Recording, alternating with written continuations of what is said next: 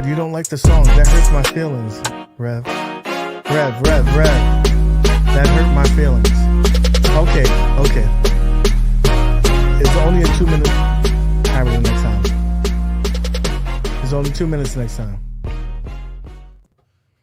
What up, guys? It's your boy UAG back in the building with another episode of the weekly retro party, and we got outstanding cast of characters with us today. But to get the party started, we need the foundation. We need the corn mill that holds the cake together. I don't even know what the fuck I'm talking about. My apologies. Listen. Right there, that's me. I'm rocking the green, Mad Dads and Rainwater. So let's add them to the stream. Can you get that off? I need to hire a new producer here. I apologize. That's messed up. I was dancing, but then Rev said something about the song, so I was he was disrespectful. But I was like, all right, let me calm down a little bit. But I was like, all right. Yeah, that was. Then I saw what you just had. I mean, you got the green on. You know, I got to have it. What's up with that? I mean, I'm just saying. Listen, you don't even rock green, bro. But it's all right, though. It's all right. I look good. You don't even rock green. So you know what I mean? Let's you guys waited long enough, and I apologize. I've taken the criticism. Yeah, we'll take it back to the HR and we'll get that addressed. We'll make sure that it's 8 minutes longer. We need to start one of those for the future. Yeah, no. We don't do that. We're not corny over here. We don't start lists. Okay, no. So lists. We don't do. With that being said, though, let's get into the topic. Today's topic, right, is gonna be full scale versus the 3/4 scales, the 1-ups, basically, right? I thought we were just talking about. So we got a bunch of people who were into 1-ups and decided that they wanted to upgrade their experience. So let's get the people on here. We got Nick. What up, Nick? Hey, what's up, everyone? What's up, man? How you doing, sir? I'm doing great. Thanks for having me on. Oh, our pleasure. We wanted to get you on for a while. What better way than this topic, right? And let's add a little more flavor. We got some maple syrup here. Our brothers from up north. What's going on, guys? Dreamcast Kyle, brother. What's up? How's it going? We haven't had you in a while, man. So I know. Been MIA. We you disappeared from the scene. Now we know what you were doing. Gathering all these arcade that's in up north. You don't have many of them, so you stole them all. Man. So there you go. Trying. And then we got Mr. the probably the guy who started it all in the 1-up scene. Yeah, he stopped drinking because he's like, what the fuck is this guy talking about? We got my man Retro. What up, brother? I want you to refer to me as the corn. I have no clue. Where are you going with that? These guys are the corn. I don't know what I was going with the corn. So I apologize. You didn't hear him, Rainwater? He's like, you know what he was talking about. I missed this joke. Don't mock me. I know, but you didn't finish UAG. That's why I was like, these guys are the corn. I don't even fucking understand what I was going with. I just don't know. Listen. All I know is, you know what's awesome right here? Is I've talked to Nick on the phone multiple times. We've become good friends, and I've become good friends with Kyle too. But here's the thing: I've never actually heard Kyle's voice in this way. I know. I'm kind of excited about that. Yeah. I've never talked to Kyle on the phone. Yeah, and that's why you come to the Phil Donahue of the retro gaming community. Man. I like to bring. You are not the father, by the way. So there you go. Okay. Who's the oldest one? Listen, that's the question. Who's the oldest one? Me and you are the oldest ones right here, and we have these young cats here. We're gonna talk to, and I'm gonna get into the age in a minute because I think it's gonna be interesting in this topic. Yeah, that will be an interesting question because I don't know who the oldest person is. You'll see why. So, okay, all of you guys. Right, had the 1-ups, right, and you ended up going on to bigger and better things to in some people's eyes. You went to the commercial grade, full size arcades, right? So, talk to me on how you went that route, like your progression. I'm gonna start with Nick. Nick, tell me what's going on. Oh man, well, it was actually kind of an accident. It kind of starts out as a sad story. Well, not kind of, it does. If you don't mind me sharing it. Please do. Summer of 2020. Well, my dad passed away unexpectedly, and my dad was my guy. My dad was the one person who was always for me. We did, he taught me so much with carpentry, took me fishing. We were motorcycle riding buddies. So I saw him the day before he died. He came over here. Again, I was working on a house project and I screwed something up, and who came over? My hero, my dad. And he came over and he spent a couple hours with me and my kids, so his grandkids. And next morning came, and about 6:30 in the morning, my mom calls me and tells me my dad's going into a cardiac event.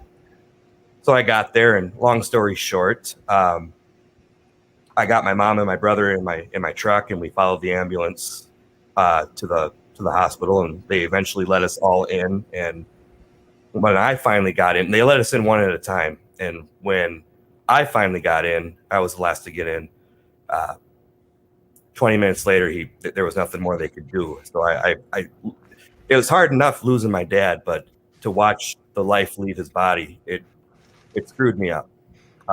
And to share, the reason why I share that is I needed something to a healthy, and I needed something to do to grieve in a pandemic. And my wife, Mandy, she's so much smarter than me. She suggested counseling. One of the things that a counselor recommended was going on a trip or something. I'm like, well, I'm not leaving my wife with 3 kids. So we started watching actually Retro Ralph and his arcade pickers, and Mandy kind of threw me an elbow on the couch and said, why aren't you doing that? Because I didn't know I could. You didn't give me permission. So Ralph really inspired me to give this a shot. And again, the intention was really just, I was going to flip them. It was just going to be something to do, clear my head. And I felt connected with my dad because he taught me all these carpentry skills. And yeah, so, but once you get a full size arcade in your hands and you're playing on this, it's kind of like an alcoholic going in a bar. They all ended up in my basement. It's like, I'm gonna sell him, I promise. So yeah, the 1-ups left and the full size came in, and I just, not knocking 3/4 scale. It just, once you play the full size, you play the real thing. It's where it's at. And really cool story to Ralph kind of mentioned that a little bit, was my personal life and my job kind of bleed into each other. So I started an Instagram page just to kind of document my progress. And Mandy actually reached out to Ralph to give me some encouragement, because there was a couple times where I thought this was a stupid idea. What did I get myself into? And so anyways, that's how Ralph and I got connected more into that. But yeah, I've the Street Fighter behind me was my first pickup. I drove 3 hours away to Des Moines, Iowa to pick it up. This KI2 was my second pickup. Oh yeah. I restored Captain America and the Avengers.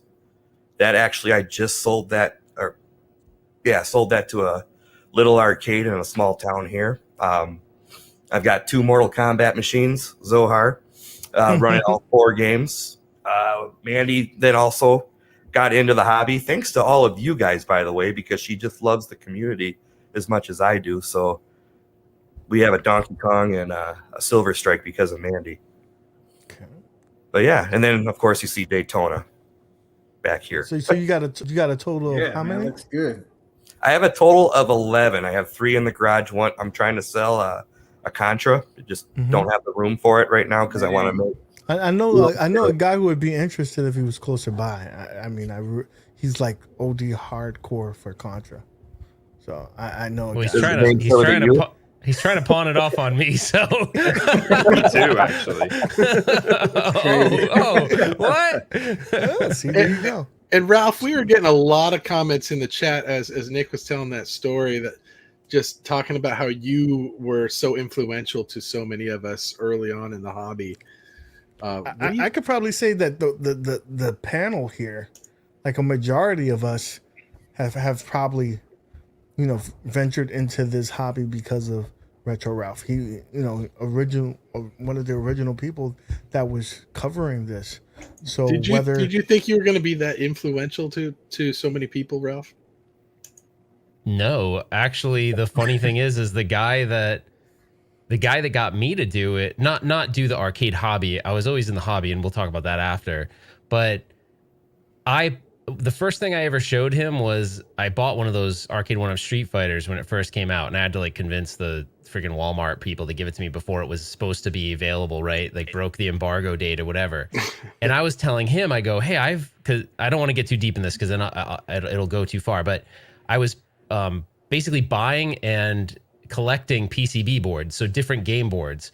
And I told him, I go, do you think that people would think it's cool if I put real arcade boards in these like Arcade1up things? And he's like, yeah, that's cool. That's super cool. He's like, you should do that. I was like, you think people will dig that? He's like, dude, they're totally like that. And so that's actually how it started. And he's the one that goes, you should do YouTube. I knew nothing about YouTube. I remember being on the phone with him. I was like, how do I set up the account? I knew absolutely zero. And yeah, the most rewarding thing about doing it is, and this is no BS, and I'll talk more about this, it is actually all the messages. And even though I can't respond to all of them, where people like, I did this project, I'm super proud of it. Because I know Nick and I know Nick doing restorations will say this. When you work on a cabinet and you're done with it, there's this like immense feeling. And it's the same for Mad Dads, I'm sure. When he does mods, like you stand back and you're like, dude, I did that. Like, that's pretty awesome.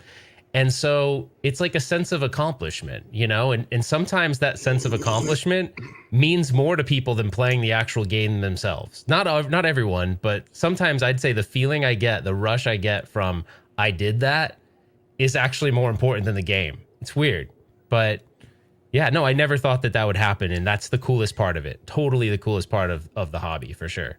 It's our way of unlocking arcade achievements. Yeah, it is. It's cool. It's really neat. It's Ralph, really cool, man. Let me jump in here real quick.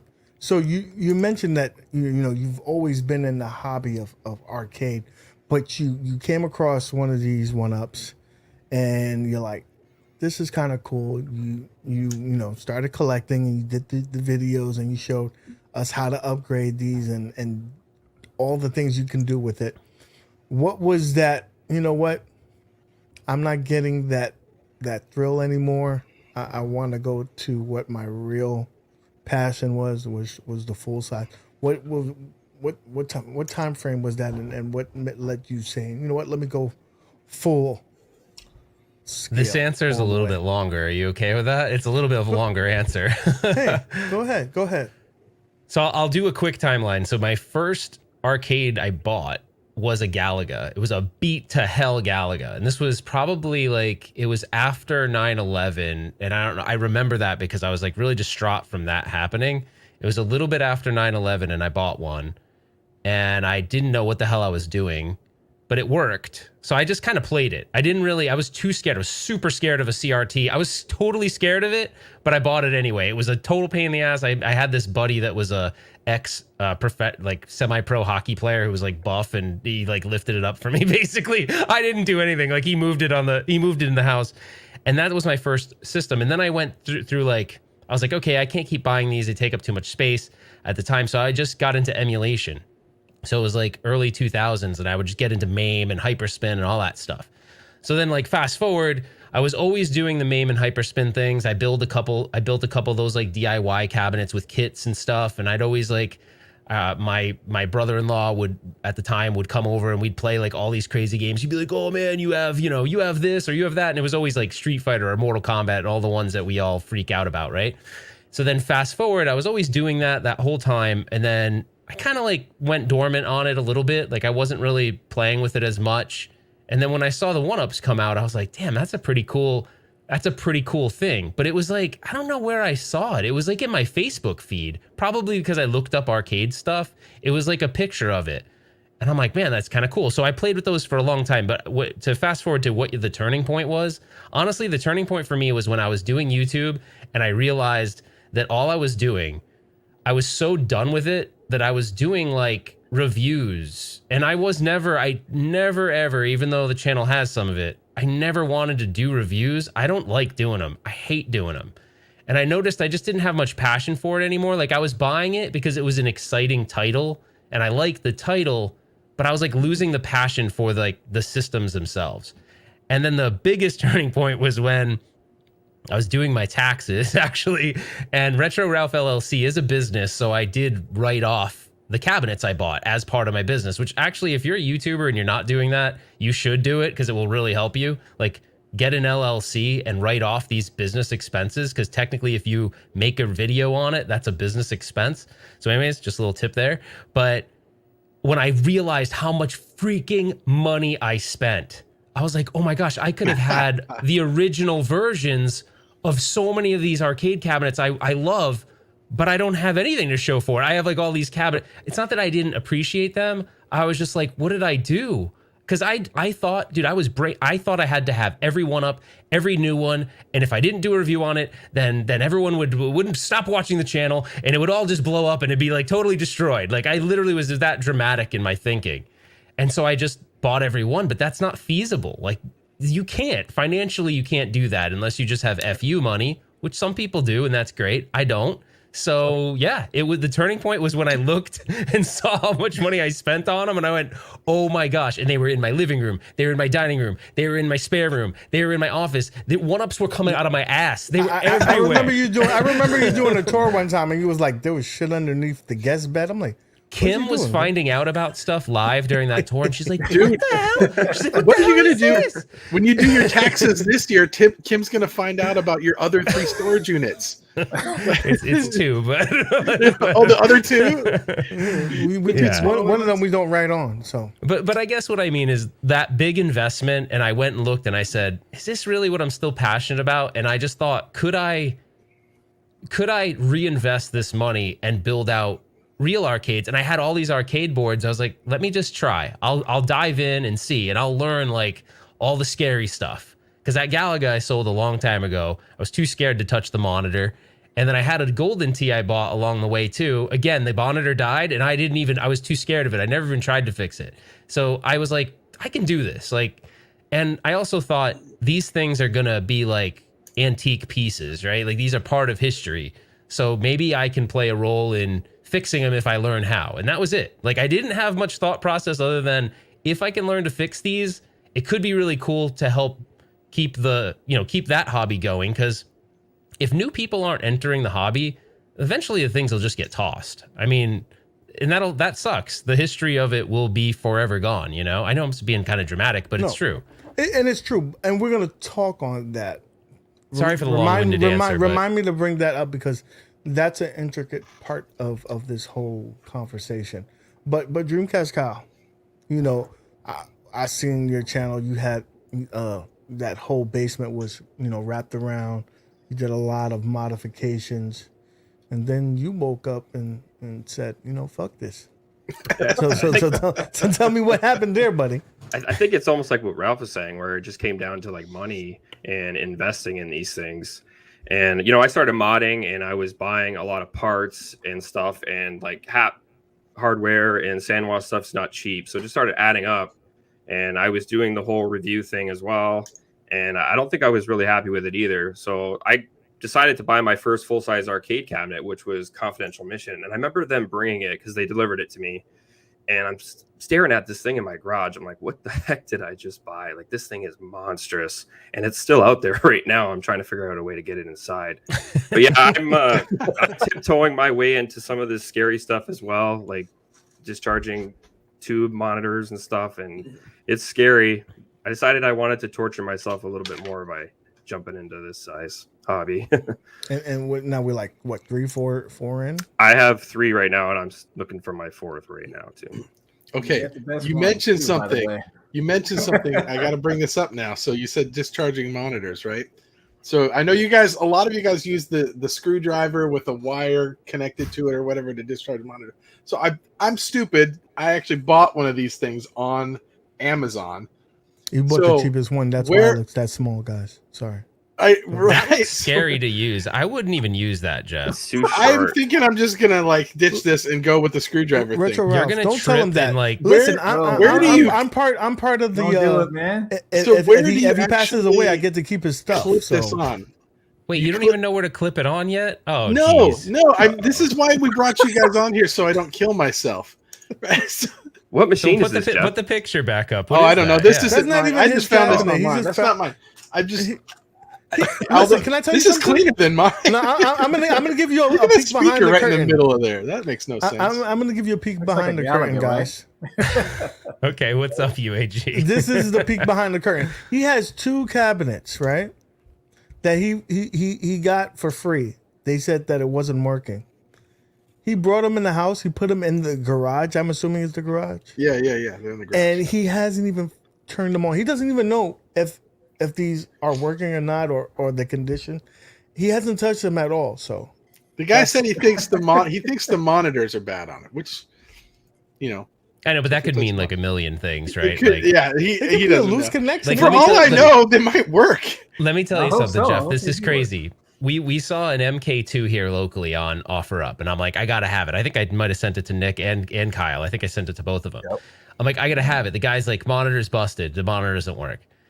I'm like, all right, whatever. So I go there with Rudy, of course, and we go there, and I pick it up, and I'm like, I thought the price was good, whatever. So I bring it home. The monitor was actually perfect. It was pristine. The problem was he had someone modded it and put a PC in it. The PC was like in a boot cycle, so it never the video card never fired up. So like the monitor just wouldn't turn on. So the guy thought the monitor was dead the whole time, and come to find out the monitor's awesome. It is like a pristine, perfect 25-inch monitor. So sometimes you can get lucky and stuff like that happens, That happened to me with the Miss Pac-Man that I just got. The lady, she had it priced at $800, and I said, well, can I get some video of it working? And as she pulled it out from the wall, she hit the kill switch in the back and said, I don't know what happened. The monitor died. She sounded just like this, by the way. So she smoked 2 pack of Newport today. Right? Pretty much with COVID. So she dropped it $200, and I got it home, and it was the same thing. Like what Ralph said, like, oh, what's this switch do? Push it in, the game fired right up. I'm like, yeah, that's a score. Man. Thanks, Had a Bachelor, for the super chat. I don't know how that's going to motivate Kyle to Xbox more, but listen, now. So this is where I want to get to. So you went to full scale. You've graduated, and I think one of the things that we don't give credit to 1UP as much, and Retro Ralph touched on this on one of his streams earlier this week, and we talked about it as well, is that Arcade1up is actually a reason why some of the interests of arcades are back. It's like a gateway drug. You get one of these machines in your home, and you're like, you fall back in love with arcades, and then you go out there and go to arcade and experience it, whatnot. And sometimes you're like, you know what? I want the real deal. I want to see the difference, and then you end up going to that other hobby. So I'm sure that they it's beneficial for both of them. You know what I'm saying? And that kind of also works with pinball. Like, I never loved pinball at all. I got a virtual cabinet, and then I wanted to start going to these pinball events and play the real deal. And it now you people are thinking about buying pinballs, Ralph. That happens. So 1UP plays a big part in this whole thing. Look at all 3 of you guys had the 1UP and decided that you wanted to go bigger and better. But with this hobby that you guys are invested in, is not all roses, right?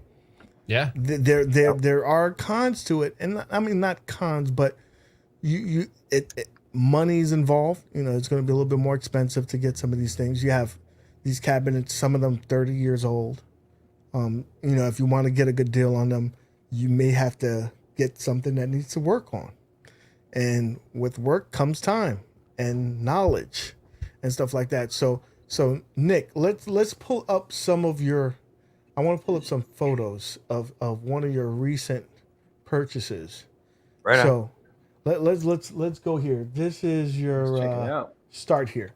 This is what it originally looked like. This talk to us about this unit. What is this originally? So yeah, I typically look on Facebook Market for cabs, and I didn't put two and two together and didn't realize that Paradise Arcade is in Minnesota and actually 15 minutes away from my house.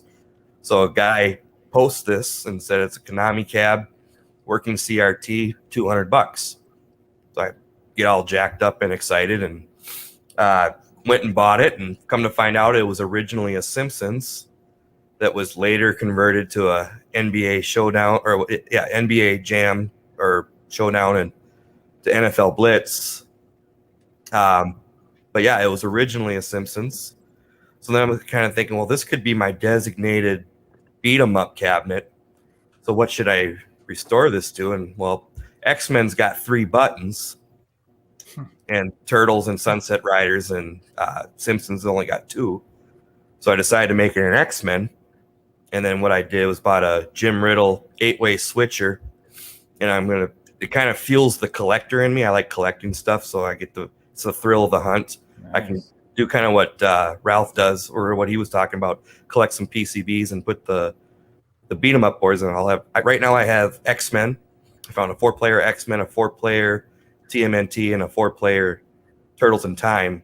And I'll still have room for 5 more that I can put in there.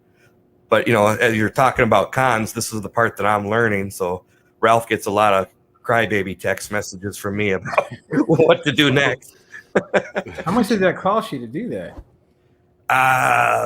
Right Mandy's now, watching. Mandy's watching. Yeah. Well, It was free, Hey, Gene. go ahead, disregard. Disregard. Just kidding. I'm sure she knows. she, the boards were, I think I actually scored the boards for $300 a piece. And then Okay. the graphics from Joe Zabo on a holiday sale were another $200 or so. So It's still not bad, man. Yeah. For what you got the cabinet for.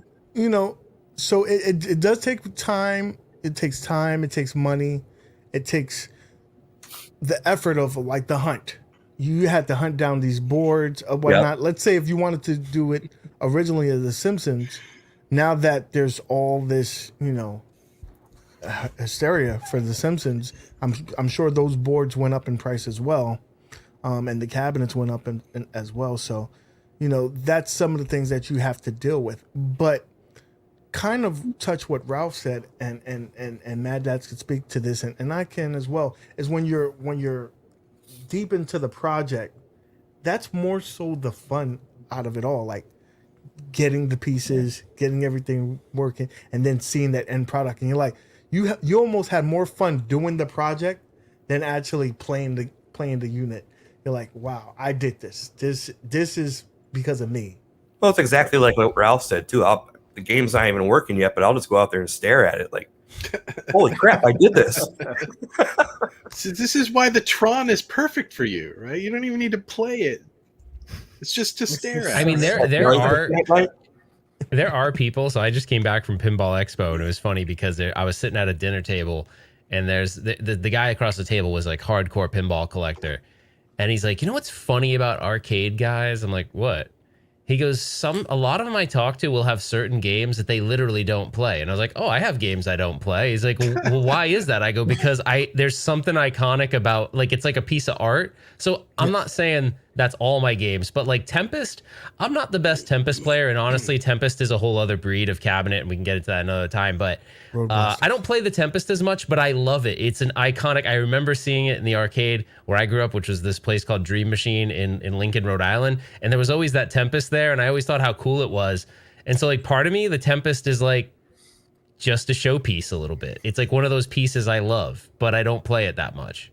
So where I guess he was trying to imply that pinball players play all their cabinets more than arcade guys. I mean, when you spend that kind of money, you're gonna play it. I mean, you're looking at what, $10K? 8K, depending on what pinball. Yeah, you I play. know it's a lot. It's And a then bigger investment, that's for sure. You're not gonna. It takes years to perfect. To play one, you can perfect one of these arcade games in maybe a year, but it takes years for pinball to know all the objectives and get everything down and stuff like that. It's not an easy. Dude, the prices are ridiculous. Like I've been trying to get a pinball on the captain's auctions for a while now, and literally there was one that we bid on and it sold for $5,000 back in August. The exact same one went up in September and it was like twice as much. And I'm like, I cannot believe that the prices are just going. I guess everything's going up right now, but Yeah, I think Through the honestly, roof. you gotta honestly. I think right now we're in this mode where the prices, like, you can't even get Stern can't even make them fast enough right now. So like you can't even get them. Like if you right now you said, hey, I want a Godzilla, you're gonna be on a pre-order that you may get it in the next like 6 months. Like that's how backed up Stern is. So you're kind of, that hobby's crazy. But like I don't know. You're in it in the wrong time, basically, because it's like it's the very guy, hot right now. when I was living in Southern California, I was working with all these older guys, and I was like in my 20s, and they're like, man, you need to buy a house. You need to invest in something. I'm like, dude, it's easy for you to say you bought a house in California when it was $100,000, and now they're like $600,000. I was like, I can't afford that. But they're like, no, you need one. I'm like, yeah, I know I need a house. That'd be great to have one. But it's like, you know what I mean? When it'd be like the pinball collector with 10 of them, and they bought them all at $2,000, and they're like, hey man, you should totally buy the new store. And I'm like, yeah, except you have 10 that you bought for $10,000, and I'm getting one. You know what I mean? Like, it's not just that. I mean, like I looked. I just grabbed like a random Sega cart, like Genesis cart. It was Rocket Knight Adventures. I paid $6 for this cart. Like, I don't know, 8-9 years ago, and it's like $70 now. I'm like, life 10 is a times? pendulum at best. Yeah, it goes left, it goes right. It'll eventually swing back. You Yeah, just it gotta, will. you have to wait. So will. Dreamcast, let's talk about your KI behind you, right? First of all, you got this in a basement. Yeah, So I got it down 2 flights of stairs. And that's a big no boy. joke, dude. I have no idea. Wow. Honestly, I gotta give you serious props. Those Midways cabinets are heavy AF. I'll say. I don't know how you did that with your buddy. I wish I should have videoed it, because You should have. Man, like, so like when you go down the first flight of stairs, there's like 6 stairs, and then there's like a little like landing where it's like a 90-degree turn, and then you're going in my rec room and then down the flight of stairs, which is where I am now. Wait, it goes like double flight? Like you got to hit a landing and go. Yeah, I hit Pivot. I was just thinking that. I was thinking that had to be like the Friends episode with the So going down the first set, like you hit drywall, right? Because there's a landing, right? So I actually like nicked the drywall, like turning it. Oh man! Like, and we didn't use a dolly either. What? Because we wouldn't have been able to. No, we wouldn't have been able to turn it. Wow. So we actually deadlifted it. I'm sure this I'm guy not like has a a power hernia. lifter or anything, everything but out of that mug? No. it's like 400 pounds. Oh, Kyle has to be the youngest one, because I do that and I'd be out of commission for like 2 weeks because of my back or some that's what nonsense. Right? I'm going to talk about that, because this hobby, right? It takes a lot of time and a lot of effort to these machines are 500 pounds plus in most cases. It's, a lot of time and effort in terms of restoring them. If you're trying to get a good deal on these, you rarely get machines in mint conditions because they're like 30 years old, right? So, you and Nick, y'all the young bucks. So I'm assuming that y'all could do that. But I would think that this hobby would be for someone older, that someone who's probably retired that has more time to spend on these machines. I'm being honest with Mad Dads. That's a good one, though. Yeah, that's a good one, though. So, Even though because I'm younger than you. How about that? What's up, man? Speaking, I might be. I don't know. Retro Ralph, right? That was a good one. That was a good Justin, one. your boy, he tried to get into the hobby, and he found out real quick that it's no games. You have to put in a lot of effort. He made kind of a mistake. I think you can't. I'm there now, but like he wanted to start it, and he bought a ton. He bought like a ton all at once, and it can get really. Think about it, right? If it's something new, you're going to be overly overwhelmed. And the thing that I would say to anybody, if someone's like, look, we didn't talk about this part of it, and Dreamcast Kyle and I were going back and forth on text today. The motivation I think some people might have to go from 3/4 to the full size is because they like to tinker, they like the modding, they like to figure stuff out. And so if you like that, this is like think about it. It is a crazy thing. You have to know basic electricity and electronics, right? You have to understand that.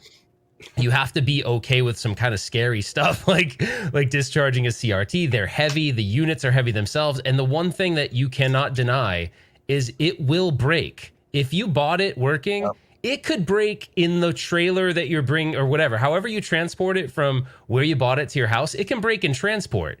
So like, it's gonna break. So that's the one of the things, like some people ask me, should I buy one? And I'm a little reluctant to just immediately say yes, because you just have to know if you're not kind of someone that enjoys that challenge of having to fix it when it does break, then you're really gonna maybe be disappointed going into the hobby, because sometimes it's a small issue and it's something easy, like, oh, a fuse blew, and you replace it and you're good. And sometimes it's something major, like, oh, my monitor went out and I have absolutely no clue why it did. So you're narc, right? 30 years old. It needs a medium resolution.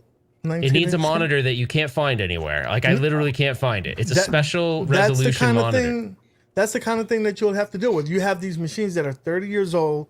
You know, either you are going to become a master craftsman and learning how to restore these things, and you have to take the time and effort to do that.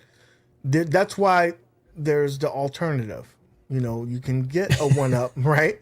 For people like me.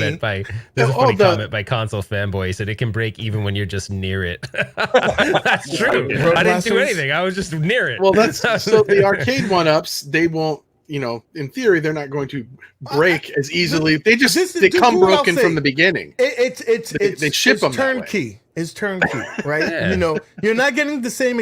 You're getting a close experience. You're not going to get the exact experience. But you're going to get at least the arcade Kongs has a good comment, by the way. I'd pull that up in a minute if you have a chance. Kongsarus has a good comment there. Let's see. Because he's saying, he's saying he's more comfortable with the 3/4 stuff, but he's not sure what his barrier is. And I think that's just one of those things. One day you're going to go in there and you're going to start playing, because Kongsarus is such a tinkerer, right? I'm almost surprised that he hasn't dove into it yet. He already went to the pinball. He's got no more space. A real pinball, and he's gonna eventually. I could see him going eventually, saying, you know what, I need to do this, and I could see him doing that, and I think it would be a natural transition for him. It's kind of like the master modders, right? You Retro Ralph, you've done everything that you can do to a 1-up, and you're like, what else there's there to do? I mean, I didn't do it to the level of, I mean, the stuff that Kongsarus was pumping out. I was like, damn, okay, like I think it's a progression, right? I think it's any hobby. I think you could talk to people in any hobby, and there's certain people that are gonna stay at some level and be totally fine with it, right? And then there's others that are gonna want to explore the other elements of it. Like, there's still elements of the arcade hobby I won't touch. Like, I have no plans to buy an oscilloscope to try to troubleshoot PCBs. Like, I'm not gonna do English that. For me. You know what an oscilloscope is? Like the thing with the wavy lines on it. You know what I'm saying? Like, you know what I'm saying? Well, but what about like the fact that Kyle brought up, right? These are huge. They're big, and so that's one advantage of these little guys, right? The weight isn't quite as heavy as UAG said. So there are cabinets that weigh 500, but like most of mine are probably within like the 250 to 350 range. They're around there. To me, that might as well be 700 pounds. But think about it. This machine is 100 pounds, and I'm good with that. But there are machines, Nick, and I know you've experienced this. There are machines that are so heavy that you put it on the dolly and you lean back and the shit doesn't move, and you're like, oh. Okay, like, I know what happens again. You're like, it's not moving. For me, where I'm lucky is you guys need a Mandy, because she's small but mighty. Not only is she good looking and supportive, but I can gorilla a machine out of my truck or on a dolly, but she's the brains to steer it and like get it over that last little hump that you need to get it into the game room. So you're saying you need to be a master Tetris player as well? I understand that. Okay. Listen, I mean, Dreamcast Kyle's to get that behemoth down those stairs. I still can't believe he did that. Not put a hole in the wall. Crazy. Look at that. I mean, it's a little, but you know, the machine's still intact. If I was your machine's fine. friend, that would have dropped on the floor. I guarantee you. I'd have been like, listen. Did you give your buddy pizza or I'll be something? over There had to be a right now. reward Pizza. for that, Oh, right? yeah. Pizza, he better have some steak. Case of Steak for that machine. It was my cousin actually. Yeah, we did the Oh. dynamo as well, in the same fashion. So we just lifted it. I don't know, it just didn't feel right going down with the dolly and So- to hit that It's 90 a great degree turn. question too. This That has to be question needs to normal. be asked. Yeah, that's good. I need to know the gameplays why versus 1UP versus full size. This is Marvel Let's 360. do it one by one. Let's do it one by one, and I think everyone will have a slightly different answer. Boom, you're Full first. size. Full size. What?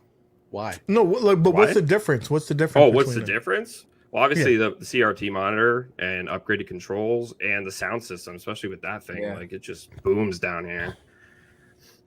Okay.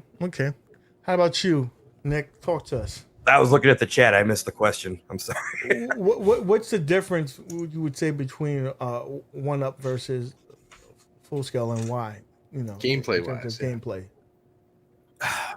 For me, the biggest thing was the height. And being able to play it standing up comfortably, and definitely the controls. I mean, even Mandy noticed that when we went to the Iowa auction, she was playing Dig Dug, and she was like, "Oh my gosh, these controls are so much better and easier to. They respond better." Like so. Okay, so you would definitely go with the controls. How about you, Retro?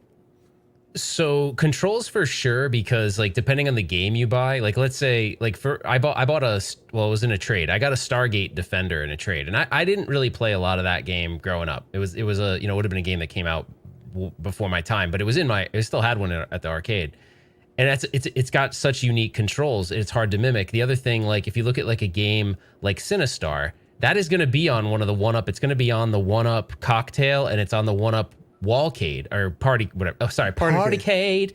So, and that game, no, a lot of people probably don't know this. That game had a 49-way joystick. It's like this Hall effect kind of joystick. But the thing about that joystick is it's also pressure sensitive. So, like if I'm flying the ship in Sinistar and I give it like more pressure to the left, like further over, the ship goes faster. That's going to be hard to replicate. There are tons of people that will religiously tell you that it won't work well with an 8-way. They'll tell you till there'll be fights, virtual fights about how you can't play that game with an 8-way stick. But then I also read a forum the other day where this guy's like an expert player at the game and holds a high record, and he's like, if he's kind of like the Justin Wong, right? He's like, I can play it on any stick. So he's like, screw you and your stick, it doesn't matter. But I think for me, it's the controls. For one, the controls are great. Now, keep in mind, if it's an old game, the controls may be beat and you have to replace them, but the controls are usually really good. And then the monitor, like there's something, I don't know what it is. There's just something about how a retro game looks on a CRT monitor that just does it for me. It looks so freaking good to me. And, it's just... But like you could go back to console gaming, right? There are people that have no problem playing legacy console games on a LCD, but then there's like a whole group of people that are hardcore. You could call them purists, whatever title you want to give them. They won't play it on anything but a CRT. So they've got Sony PVMs in their houses and Trinitrons, even though they're heavy as shit, and they'll only play their consoles on a CRT. So it's just all a preference thing. I personally just love CRTs. They're freaking awesome. Retro Ralph, I have to ask this question because you have that Roadrunner. Do you still have that, or you end up? Yeah, it's a trading pain that? in the ass. I'm still trying to figure it out. So look at that machine. I don't know how many are in the wild. I can't imagine Not that that there's many. a lot, right? If 1UP decided to come out with that machine, I'm sure it's not going to be the exact experience, but you're giving that experience to a ton of people that probably will never, ever have that experience. You know what I'm saying? So I think that 1UP has a place in this market to kind of, the whole thing about emulation is so we can still experience these and don't 100%. forget I'm all about for our that. history. So I don't want to, speak bad about 1UP because I think it holds a place. But when you guys talk about the experience, a lot of it sounds like the authenticity. You don't get that.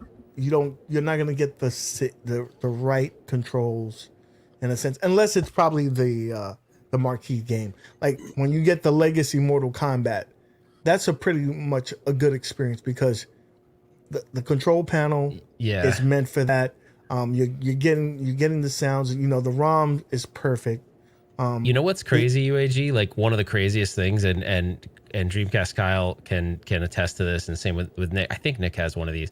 If you have a game with a 25-inch monitor in it, it's insane how cool that is to play. So one of my first arcades I bought when I started doing them again was the Street Fighter 2 Z-Back, and that has a big 25-inch monitor. And when I fired that thing up, I was like, holy crap, I forgot how freaking, like, the Zhong word, the immersive word, it's like, dude, a 25-inch monitor, like, on your face is huge, and KI is the same thing. Yep. KI's got that big-ass monitor. It's so cool. And I'm not saying that, I think you have, like, pathways into the hobby, right? And they're not wrong. They're not wrong. It's just where you want to take it is up to you. It's your journey you decide to take. But I think your entryway is you buy a 1-up and you get the artwork, and it's exciting because it kind of resembles the original cabinet, and that's great. Or you do a DIY where you build it yourself. You can, I don't say build it yourself, like a kit, right? You buy a kit and you can skin it the way you want it, and that's cool too. And you have that satisfaction of building it. Or then you can go the other way, which is like, I'm just going to buy a multicade and I don't really care about the controls as much. I just want to play the games. And if it's not perfect, I don't care. But none of those are actually bad choices. It's just, I think it's the where you decide to go with it in the hobby. You know what I mean? It's like anything. I'm sure there's like guys that build remote control, like RC cars where they're happy at a certain level. And there's ones that they're like, mine takes jet fuel. Check this out. And you're like, holy crap. Oh, and yeah, so it's any hobby has that. I'll tell you what, man, with a 25-inch monitor, you better be calling Mandy, because damn, that's going to be heavy. I'm surprised that y'all didn't say the space. Like, I know the speakers and the controls, on that KI is beautiful. And Dreamcast Kyle again, if you don't want it no more, I'll get it. Okay? I'll call you. You'll go to Canada. Same with Nick. He got that KI too. I'll take that too. Yeah, you still got that Punisher? I was wondering about the space because none of y'all said anything about the space. So when you're playing with your friends, you get that space, and like I said, the sound just be boosting at you. I know y'all said the sound, but I mean just the space that you have, you can actually sit, 2 full-size people there, and actually be able to play with the room and enjoy it without having to kind of like, twist all the way over. So I was wondering about that. Yeah, that's a good point. I actually didn't think of that. So one of the other things that I wanted to mention is that we get into these hobbies and a bunch of these groups and a bunch of these forums, and I love 1-up. Well, and then you go into ad games and they hate you, and I don't want that to trick. That's why I brought you guys here, because you guys have been with 1-up and then you went to full scale, but you don't, belittle someone for their likes and 1-up. Like, to each their own, right? And that, I think that's a big. Well, a lot of people, if you don't like what they like, then they want to curse you out. There's some people that are like that. Like, love me Rexer, but if you talk about 1-up in a positive light, he'll crucify you. Like, I don't think he gets to the point where I'm saying is like, I like the experience. Like, there's no experience like playing Big Blue with someone that you like. Me and Retro Ralph gets on Big Blue and play. Yes, it would be cool if I was, in Phoenix and I could hop on his cabinet, but we're hundreds of thousands of miles away. And that's the best way to experience that. So I think there's a place in this community for that. You can't do that with an original cap. But I know, I think it was Ralph that brought this up not too long ago here, was this whole idea of now everybody's like, and I think I've even heard Nick and Gene say this, like, if it doesn't have Wi-Fi, I don't want to get it. And I'm like, which cabinets from the 80s had Wi-Fi in them? None, right? Like, but we live in a different. We had more now, friends, Jeff. And we could actually chill with them. Then, okay? Ralph, I would love to debate him on this, because this is my thought process. We're in a different time now, right? People are not coming to our houses as frequently as they should, and then there's friends that I have that they'll come in this room, they'll be like this, okay, so you got an arcade cabinet. They have no interest in the arcade cabinet. Like, you're like, oh, okay, that's beneath probably me. 20, right? Right? So, but then I have this community that we built through this time. Now you have friends who have the similar interests, and what better way to play with than having these connected cabinets or playing online. I know there's other options, but it's a different experience when you're playing like Street Fighter 2 on a cabinet versus playing it on PlayStation or the Switch. It doesn't feel the same to me. Regardless of how crappy these controllers are, I still think it's a better experience playing that on there than playing it on a Switch. So I want to debate the Wi-Fi thing. I want to debate the coming in Wi-Fi thing really quick, but I know Come you on. got some super chats to come to, and then I'll debate the Wi-Fi thing. I know you got to read off some super chats. let me real read this one real quick. Rev, my boy Rev, shout out to the stream. I am in a mile-long in and out line, and you guys have made this damn wait much better. Also, no Wi-Fi, no, dude, what the fuck? Rev is I was awesome. reading that. No Wi-Fi is the killer for me. God damn it. Okay, next one. 8-Bit Vinyl, much love and support to your channel. Wow, 8-Bit Vinyl coming in Thank you. big. That's cool. I appreciate it. That's pretty cool, bringing in the man. heat with the 20 with a dub. Thank you so much. So Retro Ralph, talk to me. Tell me So- how in 1985 there was no Wi-Fi. no. What? So I think for me, it's just I think it's circumstances. Like, what is your situation of how you play? Like, I usually when I play the games I don't have a ton of time. It's usually like I'll put in a session.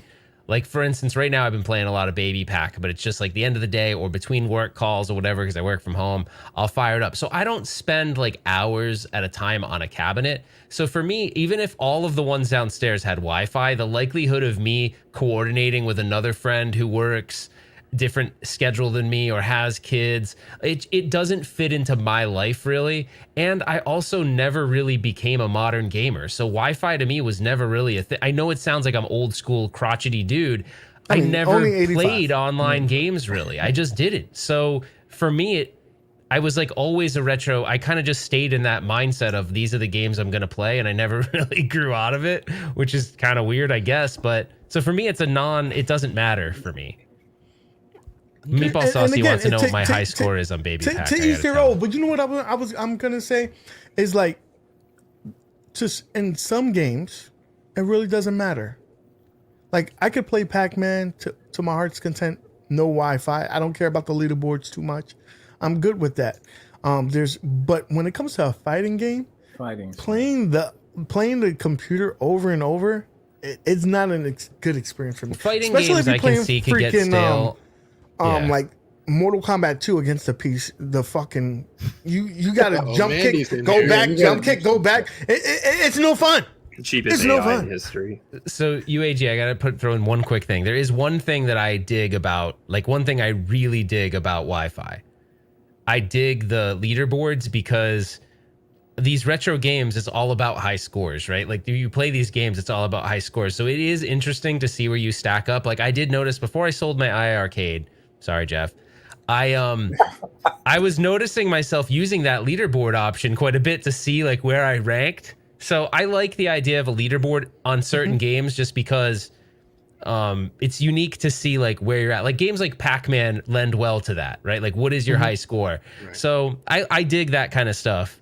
But yeah, I just and Kongsarus is right. The reason why I suck at Street Fighter is because I'm usually playing the computer and I'm like, yeah, I'm badass, or I'm playing a friend that sucks. So yeah, I think I'm good, but I'm We not can really beat the very good computer at all. all day in Street Fighter. Don't try to beat the computer Not in in Turbo, fucking Killer Instinct. I'm No, Killer not in Instinct. Turbo. Fucking Mortal Kombat 2. God damn, that's the cheesiest shit. So- You can only jump kick the motherfucker. They know what It's you're doing before ridiculous. you do it. So Nick M, your significant other here agrees. She says the only reason that you guys got the NBA Jam was to play with That's her pretty brother. cool. Well, And it actually, never worked The out. timing never worked that out. was the first one up that Mandy bought, but we did convince her brother into playing it, and then it lasted. I think we played them for like the first week, like maybe a couple times, and then we could never work out a time to play. But I'll tell you, I'm with Ralph too, because there's nothing like playing side by side with your opponent, because that's how UAG would have actually beat Mad Dads. He would have just pushed them, and then Listen. I would have done that. I would have done that. I would have done that. Trust me. Yeah. But like when we was playing in Southern Fried Gaming. Yeah, you're not going to push Mad Dads right now. Look, he's swole up. You're not going to be able to do it. To be now. fair, UAD did cut the power, right? He cut the power, right? Yeah, I mean, yeah. He would do that. So talk about you said the older guy you just learned Wi-Fi. Jeff just learned TikTok, and now he's addicted to TikTok. And I want to play. Thing? Listen, watch this. He just learned TikTok, and now he's addicted.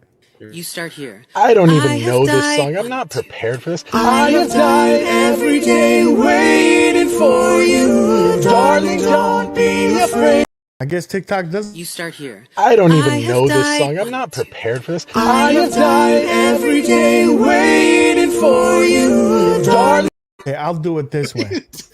What's going on with it? I mean, what is he doing? I'm hearing it, but what is it stopping? It's Before stopping. It's stopping. I'm not doing that.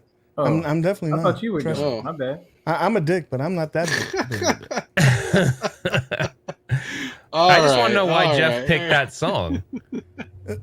It explains a lot. Is it playing any sound? Waiting for you.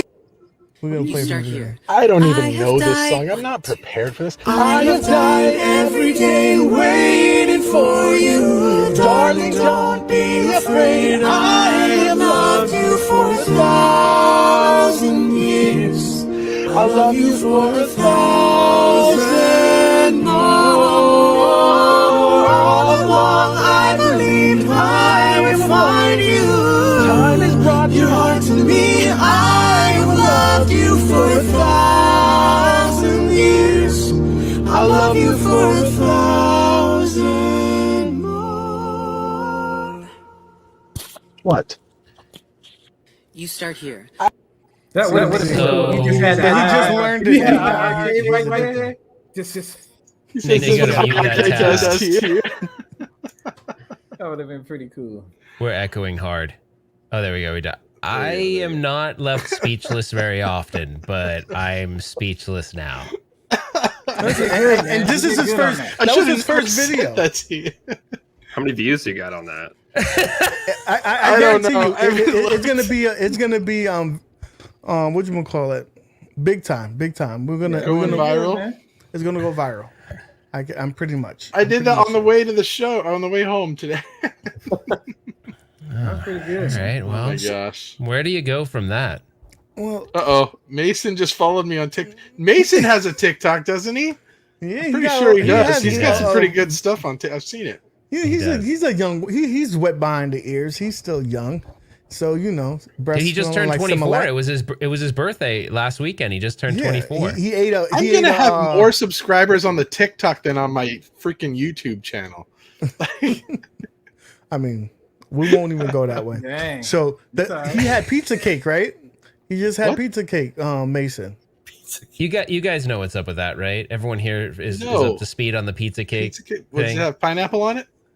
No, so UAG and I Don't be so both being East disrespectful. Coast guys, we kind of like the floppy, greasy pizza, right? And If it ain't greasy, it ain't. and pizza. Mason for friggin' seriously 2 months straight. Hey, we're going to Chicago for Pinball Expo. We gotta have deep dish pizza. And I'm like, dude, I can't even do that. If UAG finds out I have deep dish pizza, I'm in the doghouse hard. Like he won't even be my friend anymore. And he's like, come on, man, it's my birthday. So I ate it. And then UAG saw the picture because Mason had to post it. And then UAG gave me crap. To make matters worse, on your live stream, you took a damn fucking bite right on the camera. I was like, "Oh my god!" I thought you were in bed. It was like 1 o'clock your time. You should have been sleeping. You shouldn't have been on the live stream anyway. I felt so. You know What the hell are you on doing there, awake? man. It's so, Like they were so Garage different. Gamer said so. Dude, Garage Gamer's so mean to you, Rainwater. What did he say? You know, has a YouTube That's channel. messed up. No, he's Oh. plugging me. See, he's plugging me, right? Yeah. I like the way you look at it. See, that's growth right there. You're That's like, right? that's positivity. yeah, I need, that's like, good. Good job, Rainwater. So you guys three, you all three have KI, right? I mean, some are completed. Some people decide that you know they have it and they're not going to do anything with it. Well, know. Gene's got KI too, right? I mean, isn't that what's playing back there I these get days? it, but it's not like. Just get me off the screen, man. So messed up. This is Retro Ralph's KI that he got 30 years ago. I did anything to it. Yeah. Well, let's start from the beginning. You had this sitting, for 30 years. You did a lot of work on it. Joe Sabo sent you some artwork and you learned some things. This is when you first started to do the respiration thing. So you started learning how to use the silly putty, whatever that shit is. Bondo. Silly putty. Yeah, silly putty that thing. That did have a word in it, right? I'm getting a weird echo at UAG. What's going on? It's Nick's stream. It's me. Is it gone? There, I muted Nick's. Okay, so you wanted to know what about it? Yeah, see how chewed up the control panel is and stuff? This one did not have the board. Joe Sabo helped me find the board. And it had Marvel vs. Capcom overlay on it, or one of those. I can't remember which game it was. It was so disrespectful here, bro. Dude, and the screen was jacked. Everything was kind of messed up. But this was one of those. It was one of those. The one thing you'll learn too about the hobby that's so interesting, you can feel like you're some kind of treasure hunter sometimes, because the route guys. When I say route guys, what that means is like the guys that would put machines into locations, right? They call them route guys. They would do anything to keep a machine running. They drill holes and shit, make it whatever. They don't care. They'd take a KI and make it anything. They'd make it a Donkey Kong. They don't want to pull it off the floor as losing money. Yeah, they'll make it into whatever they think can make money. So this one was all messed up. It didn't even have Marvel Superheroes versus Street Fighter. It was something else. And then the overlay was something else. The board in it did work. I did sell that. But so we call this a Frankenstein? But there's so many of these. And then the other cool thing is this was a common practice too, is they'd paint the sides black. So let's say they were going to take this KI and make it something that was more popular at the time. Let's say, I'm just going to throw a title out there. Let's say at the time Pit Fighter was huge.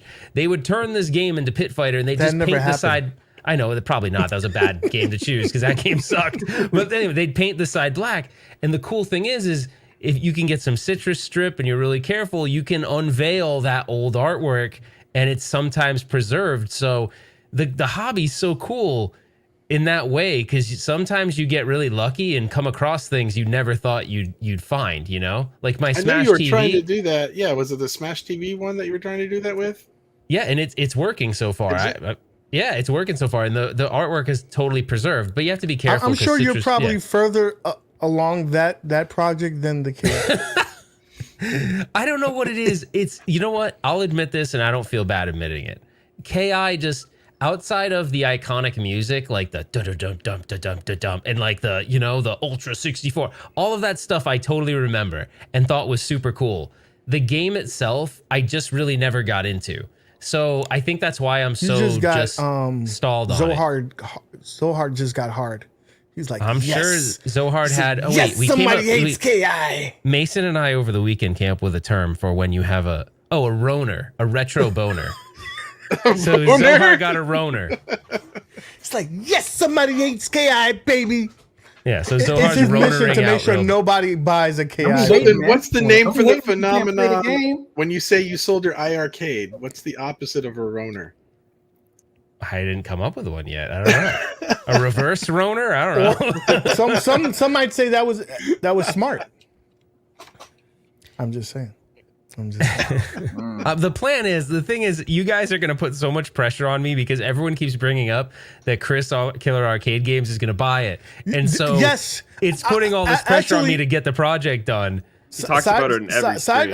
OTG told me today, he said, listen, when you get Retro Ralph on there, make sure he gets this damn KI to Chris. I'm like, I'll talk to him. I don't know, he has a lot of things to do. He has to move that Road Blaster into the garage. So he has a lot of things that, listen. That's not happening. Here's the one thing, so I'll admit this to everyone here. I don't want to restore the side art on KI because it's original and it's pretty good. It is faded, but it's It's pretty good. So if I end up doing that, this project's gonna take way longer because I got to strip everything out again. I got to sand everything down. Let's just get that board. I mean, not the board. The control panel done.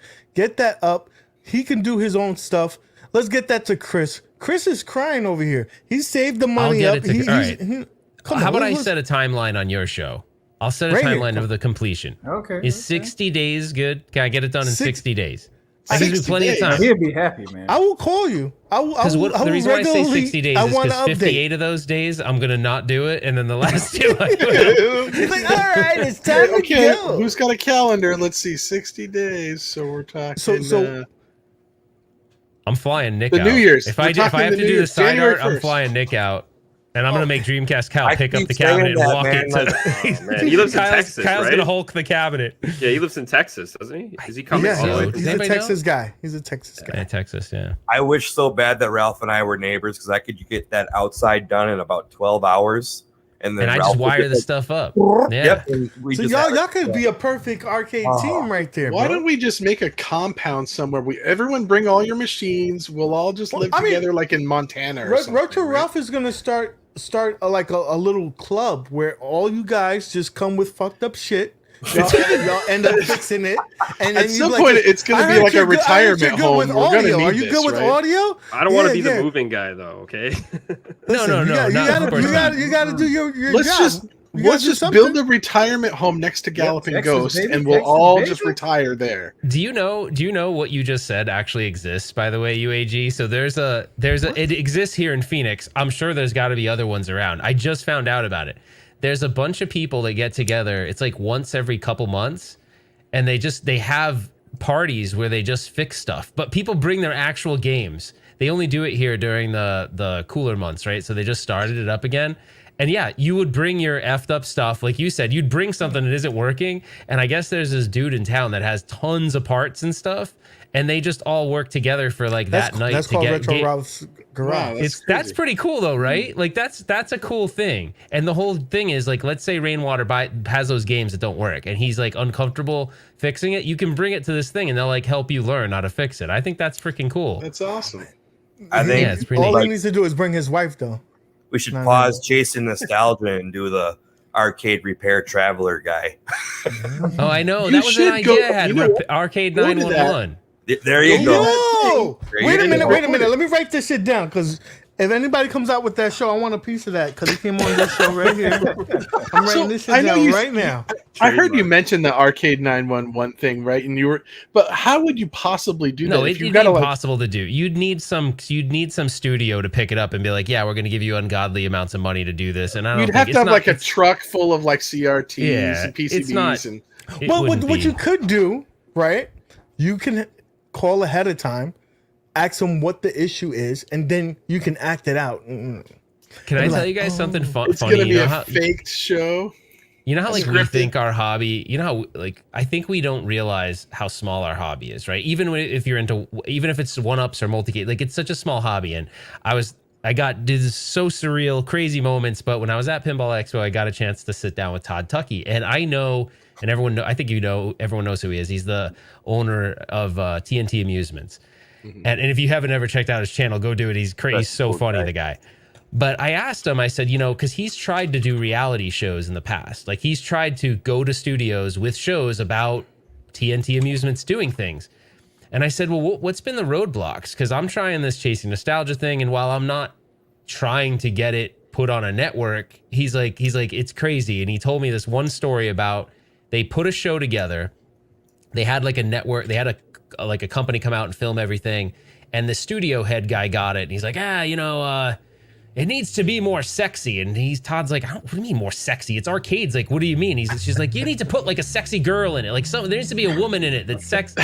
So they like put a sexy girl in. This is all, by the way, on his channel. So they did that. And then the guys, they filmed another episode. And they're like, yeah, you got the sexy girl, but you need like, you need to bring your family into it. So then they brought family members into it. And they're like, you need a little bit of drama. And then they did all this stuff, spent all this time. And like eventually the studio head was like, yeah, this isn't really mainstream enough. And like, so they went through all these efforts to do it. I think there could be a way to do an arcade themed show, but it would have to incorporate something to bring in a younger crowd, or else it just wouldn't work. I don't know what that would be. Wi-Fi. Bring in the Wi-Fi. if you put in Wi-Fi and TikTok, there you go. You're good to go. Wi-Fi and TikTok. There you go. And then get the you get the my boy Keon baby BX stand up. No, you have to get Wi-Fi, TikTok, right? Those are the two main ingredients. Okay. Listen to me. Someone said hot tub arcade repair. Then you get Twisted Metal. Bring some of those girls. His arcade room has poles and shit. So you get Twisted some of Metal. that. Oh, Twisted Chris. Yeah. Get that going. Listen, maybe a hit Can you right imagine there. hot tub arcade repair? You're trying to discharge a CRT. Someone while gets you're in a electrocuted every hot episode. Well, I mean, that also brings another thing. Big Papa Brad.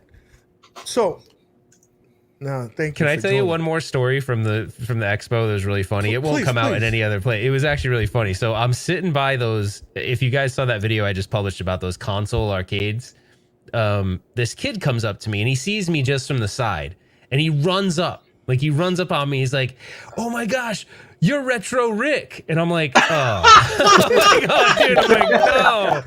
I was like, "No." Did you just roll with it? You're like, yep, that's me. Like, No, but here's what's crazy, baby. Here's what's crazy. So 2 months ago, I found out who Retro Rick is. I didn't know who he does was. exist. Okay. He exists. He has a really big channel. Actually, he just got his YouTube plaque and everything for 1,000. Oh, His channel's growing. He does a lot of like retro collecting and game. Yeah. So I think Dreamcast Kyle watches, right? Yeah. So he's a really good guy. And I happen to have this kid is 12 years old. And he's like, he's I can see the disappointment in his face when he's like, "Oh, you're not Retro Rick." Oh man. So I was like, I was playing off this because I'm like, shit, I have Retro Rick's phone number. Now, will this guy pick up? I don't know. So I was like, I'm gonna make this kid's day. I'm gonna be like, who do you ask for again? He's like, Retro Rick. I was like, why don't we call him right now? And this little kid was like, there's no way. He's like, there's no way you. And I called him up. This kid, it was so cool. I made this kid's day. He was so happy. And he started showing Retro Rick. Like, imagine, I got my phone, Retro Rick. He's like, "Can I show you my game room?" This little 12-year-old kid, he was into all the retro stuff. He doesn't play PS4. He doesn't play PS5. He doesn't play Xbox One or Xbox Series X. None of it. And he's like, "Rick, I want to show you my collection." He had all these NES games and Super Nintendo and GameCube. Like, it was crazy. But it was look like him. I know. I don't know. I know. It had to be a weird angle. You know what could have happened? He could have shattered your heart in your dreams and could have said, "Oh, it's the immortal John Hancock." And then you would have been like this. Damn, Dad, do I look that old? That's I what would could have actually happened. be more disappointed if he said I was Riggs, because Riggs has like no but he top has hair the on Hulk top. Hogan. He has the Hulk I'm Hogan. gonna meet going him on. someday. He lives like a half an hour from me. I don't know why I haven't met him yet. Because So he what about doesn't live in the Dreamcast woods. Kyle? You watch Retro Rick? Yeah, like he does this thing where it's like a $10 game collection thing where he like started with $10 and then he tried to see like if he could build like a retro game collection with $10, and it was insane the stuff he was finding. Dang. And now his Yeah, like he's collection's cool. worth like thousands, and he started with $10. So he was like showing you just like how to hunt and find stuff like through thrift shops and stuff. It's actually pretty cool. Do you Channel's guys good. think that that's the biggest thing of your hobby is the thrill of the hunt? Like, I think of this kind of like when you're trying to get a girl, you know, you whining and dining her, the whole event, like just doing it. Like you Dreamcast Kyle, you already talking about, you just got this machine and you're already talking about the next machine. Yeah, man, it's Right? an addiction. It's an addiction, but isn't the thrill like trying to find these things, trying to get it up to snuff? But that's the same with Arcade1up. I mean, Michael B has like 7 or 8 of them on back order already. That's But a the whole difference- different other story. We have to get him a meeting. I don't he have hasn't to put in wait. work. I don't have to wait for a company to announce these games. They're already out there, right? Yeah. Yes, but if I'm like, I want a Ridge Racer, I just go boom boom boom, I order my Ridge Racer. If you're like, I want a Ridge Racer, you like gotta hunt for It's it everywhere. and like eBay, That's true, it's- Yeah. So Well, and Maybe Dreamcast that's more Kyle fun. has it Maybe that's worse. more He fun. has it way worse in Canada. Although the prices are crazy. He was just sending me stuff today. What was that? What game did you send me? I can't. It's an T2. outrageous. T2 for 2,700, and then there was a Pac-Man for $4,000.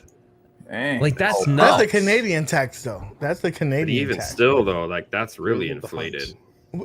That's Again, true you're what Neo picking Severa said. titles. So one is a very iconic title, and the other one is probably getting a lot of popularity because of what's going on right now with 1UP. Like, For sure. you know, if I hate to pry Retro Ralph, Oh god. but that T2, Yeah. what was the damage on that? It was 1,000 even. So I would. So think about it. It's not that far away from what 1UP's charging, right? So But the mission is trying to find one.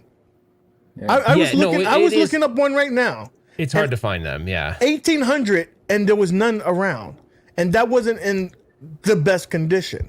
You know what's weird though? So this I learned more probably like the past like 3 or 4, well maybe the past like 6 months. Something that I stayed away from for a while is Clov. It's like this community of arcade, but it's arcade restoration people. So they do not like when you say are there people that don't like 1UP or don't like whatever, they are arcade restoration period. That's what they want. If you go there and you're like, hey, look, I turned my Killer Instinct into a Pac-Man, they're going to be like, what the F? Like, they go crazy. You will trigger them and they will hate you. Didn't you it's a kind of great... do that on your show to your partner?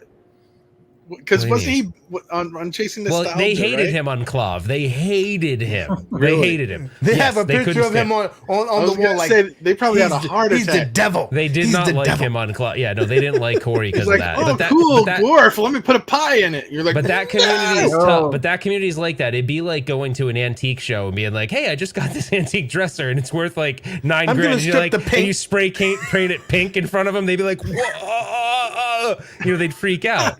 So, I forgot where I was going.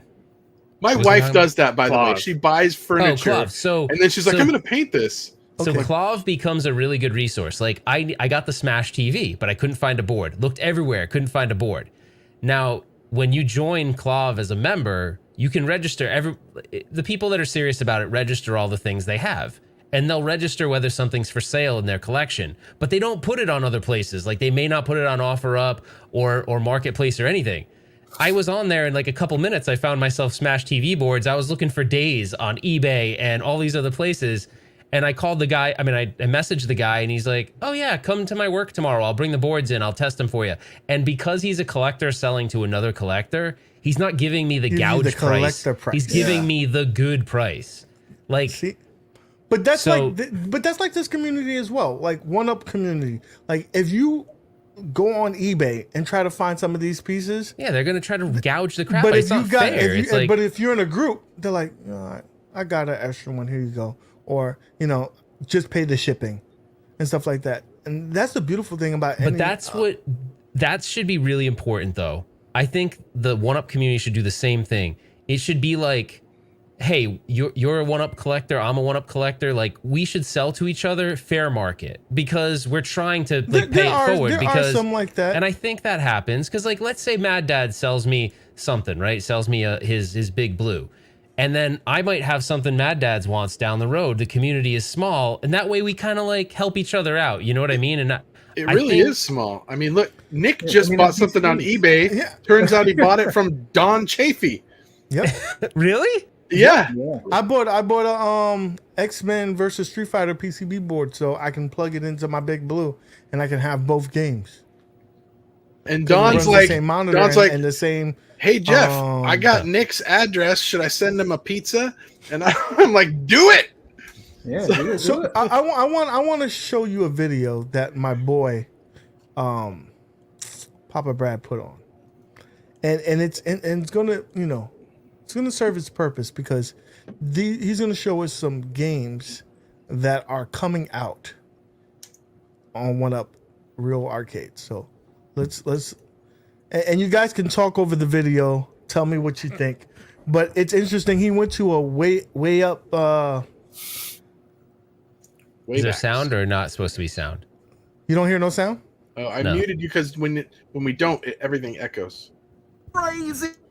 This is Papa Brad's Gaming. I'm in the Waybacks Arcade in Pineville, Louisiana. When you're talking about real arcade machines, you got to visit a place like this. To me, this is where the real magic is. A real retro arcade. All those You stopped it? or games you might just Hold on a What's wrong with second. your computer? It's not. Keeps It's, kicking, yeah. it's this guy. It's this corn muffin. What? It's the corn muffin over here that it wasn't playing. I'm gonna pee my pants. Now Arcade1up, they've done it. Terminator 2, it's coming. I'm so excited. This is a great game. Wait a minute, where's the coin door? What's going on here? That's Terminator 2. What are those, squirt guns? Are you kidding me? That looks ridiculous. Boy, those guys are awfully close friends. This is ridiculous looking. What's that big white border around the screen? On that tiny 17-inch screen, firing at point-blank range. I can't believe, are they really going to do this to the Terminator 2 game? Let's take a look at this beauty from Retro Ralph. When you stepped up to this machine, it meant business. You had big metal guns. They used a potentiometer system for your aiming. It wasn't even a light gun. That gave you a lot of accuracy. These guns were all metal. They had an excellent kick to them when you were using them. This machine was gigantic. I mean, 3/4 scale is not going to do this game justice. The screen is recessed from the player. You look at those guns. I mean, that's what it should look like, not this squirt gun stuff they're doing. It's ridiculous.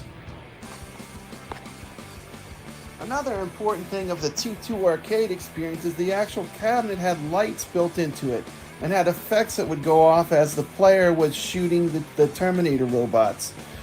This is going to be completely absent in the Arcade1up shell clone of this great arcade game.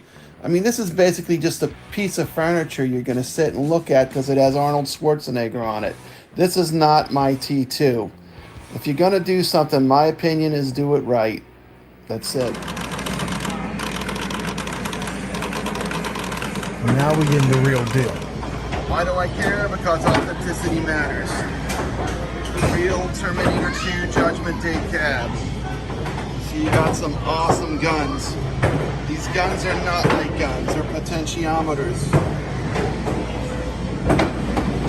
Obvious thing too, look, if you're gonna do Terminator 2, you put it with Revolution X. It's common sense. These two games, they go together. Look in the arcade, they're right next to each other. Come on, Arcade1up. Here's a real Tron. Notice there is a cool scene at the top. Yeah, that place is bumping. This is the party. This is where the Ad Games Pinball is going to be at. We'll have these Bumping in there. There are a lot of good things they're doing. The main issue with this game is going to be the price. The price is a little out of whack. Real arcade. Yeah. Real arcade. These guys are constantly keeping these machines Very running. glamorous life. And it must be a daily struggle because every time I come in here, almost everything in here is working. Yeah. But these guys put in the work, and that's why this place is next level. So coming soon, Smash TV. You're gonna have the all-time great Williams row.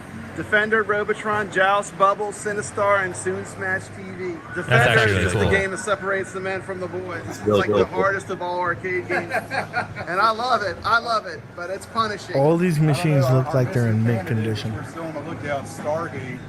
Yeah. It's this on crap because you have one more button to continue it. Yeah. It's already nightmare enough. The thing that, Sounds like, are amazing. you cannot play this game without these controls. No, it has to Because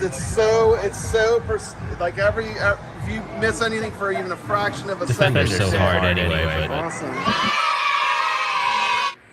Here's a good example. The Defender So 40th disrespectful. anniversary. It has Mortal Kombat control layout. This is all wrong for playing Defender. The Partycade, on the other hand, will have the correct Defender controls. I'll be reviewing this machine on my channel. I bought that. Arcade1up versus Real You bought Arcade. it? The truth is, I really like both. I'm a fan of both. I just want the Arcade1ups to try to just get it more right, be more authentic. They can do it. Ralph bought a party game? Good video, man. Good video. Yeah, that was a good video, Brad. I bought that Defender Partycade. I want to see how Sinistar plays with that 8-way joystick. That's why I bought it. I think where Brad nailed it with the T2 cab, especially, was the added effects. I mean, the squirt gun thing, I get that, but when he keep talking about the added, Ralph, you've talked about this on your show where the speakers are part of like the experience, or you kind of sit in them. Yeah, because you're kind of ducked down and you're sort of holding the gun, and the speakers are actually like beaming right down on you. It's pretty cool. So one of the things about the authenticity thing is like when we remember these games, we remember the experience, right? You remember walking up into the arcade and hearing Ultra Combo, like the loudest thing in the fucking arcade. Like, yeah, Arcade1up is not going to give us that same experience. I mean, I'm not 100% sure, but I'm sure that they're not going to have a subwoofer in that bitch. And the speakers are not going to be bumping like that. That's where the modding part comes in, right? They will give you that piece where it's going to give it. It's going to look right. It's going to as authentic as it can be, and the gameplay is going to be awesome. But that sound, like, I guess you can't expect it to be 100% at the price point that they're giving us. I think the cool thing about what 1UP does, though, is if they're still doing this, is they'd give you that 3/4 inch jack, so you can put a subwoofer and like put better speakers. Yes. Like it's easier to mod. It's easier to mod them now. Like before, it was actually difficult to mod them, and now it's a lot easier to do that. So like that's probably an easy fix. You can grab yourself a subwoofer. That's an easier one to fix, but. Yeah, they just can't. They can't invest. Think about it. At the price points they're trying to get at, they can't invest in that. It'd be awesome if they did. I mean, how cool would it be if that was just part of the experience? But I think it would be more expensive. There's one thing Brad's video was great. There's one thing I just want to correct. The guns on T2, the mechanisms inside is all metal. The shell outside of it is plastic still. So, but it's like it's a really like, I don't know, really good material. It's not Dollar Tree plastic like the it's a really great controller. Oh no, it's a really great molded plastic. But the other thing that's really cool is because it's a midway game, they used to reuse with Williams roots. They used to do a lot of like the solenoids they'd use in for force feedback are no joke. Like they're almost obnoxious. I actually have my left gun in my house disconnected because I can't play it when if the dogs will freak the hell out because it's so friggin' loud.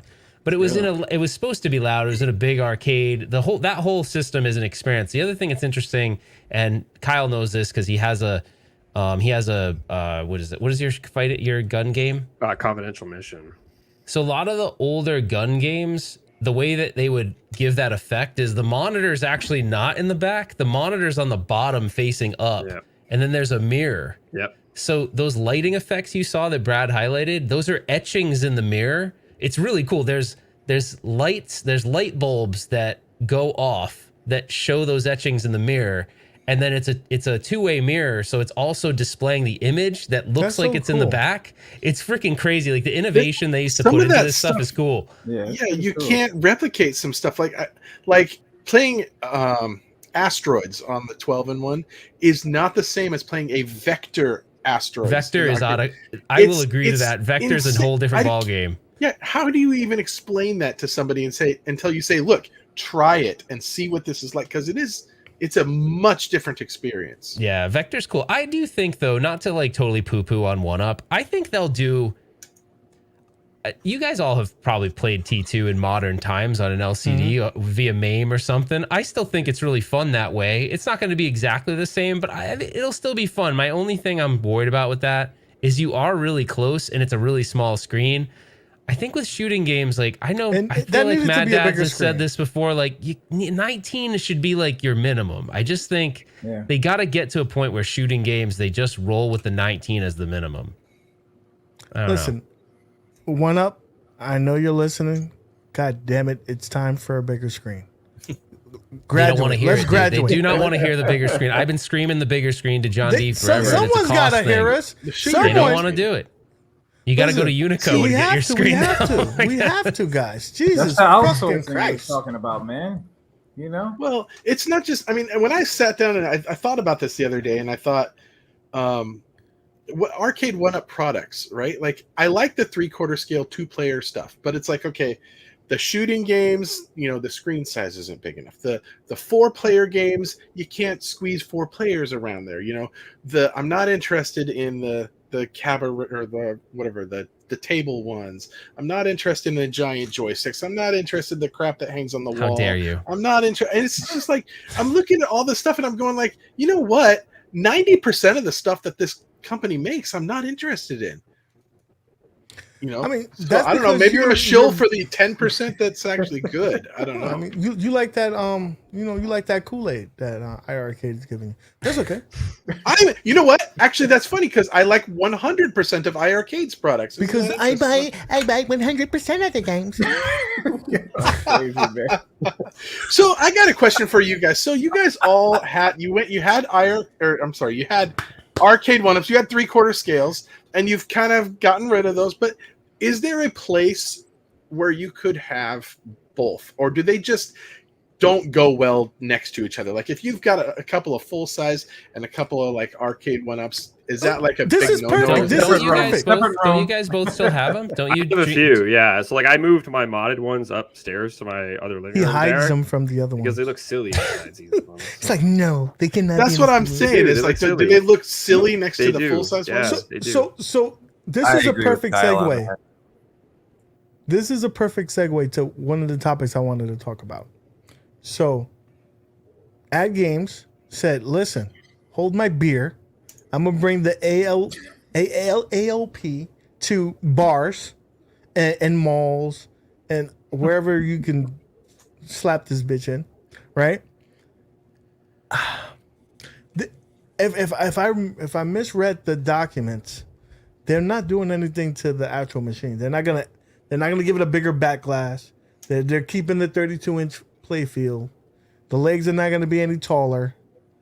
I think it would be a sore thumb if it's in an arcade or setting or anything like that. If you put that next to an actual machine, it will be dwarfed. Well, Canty says just put them on different walls. I mean, is that an option? You put your full size ones here. You got one wall over here, which is your Arcade1ups. Then they're not right next to each other. I think it depends on if you don't have, like, for me, I tried to intermix them at first. I have that one room downstairs in my house, and that's my arcade room. That's it. That's all I got, really, in my garage. But because they're so tightly packed, the bathroom. No, you got the bathroom. It does kind of look like a locker. You told me that you have the in your bathroom. You're gonna have the party cades. You told me that. No, I'm not doing that. I'll do that. No. Okay. But all seriousness, like when you put them next to each other, they just don't look right. You could integrate them together, but they'd have to be like, you'd have to have areas, and if you'd have to have a big room to do that. But I think you could. Yeah, there's a guy, Scott, that's friends with Arcade Hollywood, who I did Chasing Nostalgia episode 1 with. He collects both. He has real pinballs, virtual pinballs, Arcade1ups, and real thing. But he has them separated, but he also has a huge basement that he can do that in. Yeah.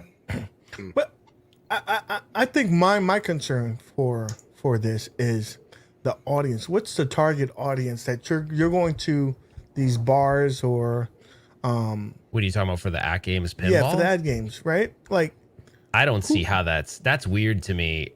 I don't know.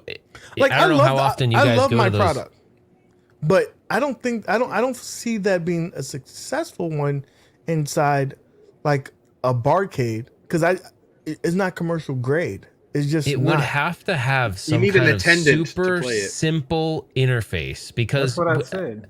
That's first I was talking. Yeah, I was talking to Rexer's show, and he brought it up, and I'm like, I totally agree with what he said. He goes, when you go to a barcade and stuff, you're drinking, you're hanging out. You don't want to go up to the thing and like feel stupid that you don't know how to use it. And I feel like no one has ever, and I like the ALP to a point, but no one has ever gone up to that I've shown to him and been able to figure it out. They're like, I don't even know what's going on. So it's not intuitive by nature. So if you're going to put it in a commercial setting, that thing better be like big boxes, and I click on it I want to play this. Like it has to be that Thank easy. you. I feel like to him too. all of their products need like an attendant, right? Your family member is not going to, your family member can come over to, they can go up to your RAS stand and pop a quarter in. They can go up to your Final Fight, turn it on and play it. They go up to anything at games and they're like, can you help me get to a game on here? Like, what do I press? How do I do this? You need they're to definitely help not them. It's skilled in the UI department, that's for sure. absolutely. I don't and they've always been that way. You guys Even know their the consoles news, are right? Like Kyle and Nick, you know the news, right? That whole they're gonna put their product in a commercial setting. Like I don't know. I just think it's kind of it's kind of weird.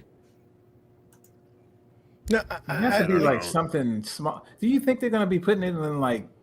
I think it would have to be cheese like or a it would have to be like a fast you know food, what I mean? like a Pizza Hut or something like That's that, what where I'm trying to they're figure out, limited in like- spaces and stuff like that. What if you had like I a could see whole it. row of them and like one side of it?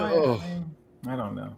I I'm think just it trying would to figure work out. if you had like them skinned with specific games. It was like this is the one game. You know what I mean? And Yeah. it's just running that one game and it It had the was just artwork that on one it. game, yeah. And it just did that, right? You just press start and it plays. But they talk about all this virtual token stuff and who knows what that means. Is that like a swipeable card thing? I'm Is sure it an it's probably actual going to be credit? an app for their phone because that's where they've been trying to do to like sign into your. And see, they're bad with that too. When I go buy games, I'm running between this room to print the code, and I'm running over there to my at games. I'm like, all right, I got it. I would hope that they streamline that to make it a better I hope experience so. because nobody wants to have that kind of experience. Is the easy mode cool? I It never has tried to be it like, before. what do you think? Like 6 games or something? Like 6? You know what I mean? Like They said like they're going to break it give down. all I agree. 149 games. Man, okay. I'm just saying. First of all, you got to update it every time you turn it on, right? So I'm there's sure that they're going to circumvent that so it doesn't do that. I'm thinking I have an Arcade1up subscription I won. It's apparently in my locker or something. I don't even know what that is. we get $2 just because Justice is in our chat. Thank you so much. Thank you so much for blessing us with your presence, and thank you, How the Bachelor. Appreciate that. I don't know, man. I just don't really understand why that's a market they even want to get into. And I'm going based on the arcade bars that are here. The ones that are here have a bunch of full size, awesome pinball machines, and I just can't picture someone going to that bar and then walking up. Like, why would they pick the at games of all things to play? Then they have these amazing pinball experiences, like they're playing Jurassic Park or the new Godzilla. You know, it would have to be a place that doesn't have that. That's what I It was would. thinking. It would have to be that. It would have to be a place that says this is exclusively. Hey, we'll have a bunch of at games pinballs there, 4 or 5 of them, and that's probably it's going to be the way because if you're standing next to a real pinball and then this is your other option, this is cool for your home that you don't have the ability to have all these pinball tables. But if you can play the real deal, you're going to play the real deal. like UAG. I'm going to throw out a scenario to you. You were at Southern Fried Gaming Expo. There was amazing stuff on the floor there. If you didn't know anything about At Games Legends Pinball and that one of those was on the floor intermixed with all of that stuff, would you at all pay any attention to that? Here's what I'm going to say. And I'm going to be honest with you. It would probably be my last day on a Sunday. Be like, you know what? Let me look at that because I could possibly own that. This is my thought process. Can I afford to bring this into my home? I know I can't afford to bring one of these Stern Do you think they're tables. going to be smart enough to have like some kind of splash screen on it that says like a I would hope track so. mode This that is- says, this hey, is- you can bring this thing home for $5.99 or whatever? That'd be smart. Listen, at games, take a page out of whatchamacallit, Arcade1up, put the little bar on there, scan it so they could purchase it and get that bitch home in the next 3 days. Because Just take it right if off you're the not floor. doing that, I don't know If what you else. do that, you're doing you that. could capture some people. If they're like playing it and liking it, and they see a price tag that's so small, you know, like that's small in comparison to regular pinball. I know I'm not saying it's cheap, but when you think about buying a Stern table and you're thinking about So that, that's it's the like only considerably reason why. less. If I was in Southern Fried Gaming, first of all, I'll be playing all the real pinball. And You should put it right next to the Hercules, the right? last day before I'm leaving, I'm like this. What's this?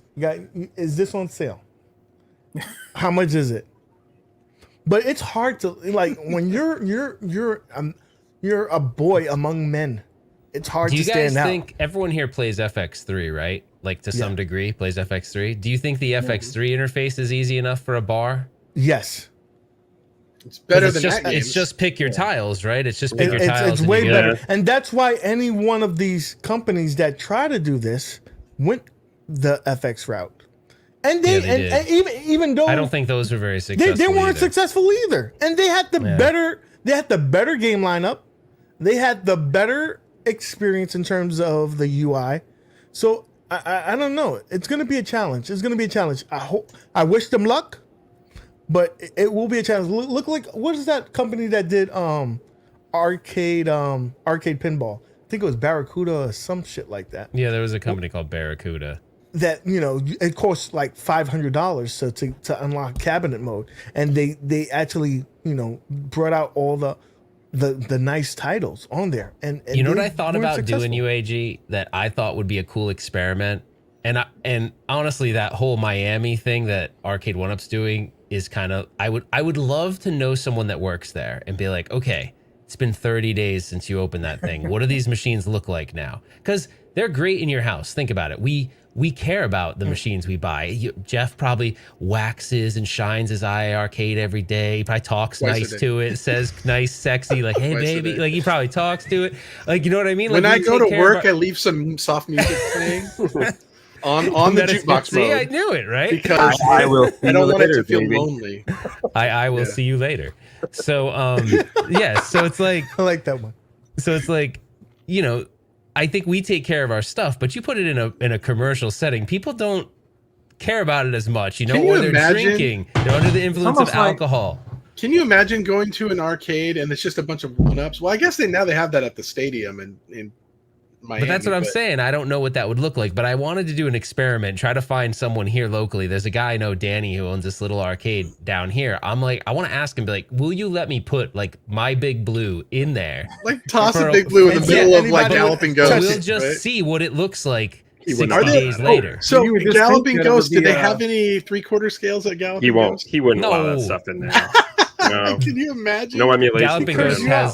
Galloping Ghost has zero of that. Yeah, there's nothing. You're just like walking through there, and all of a sudden there's an At Games pinball or something, and just like, there's what? no way.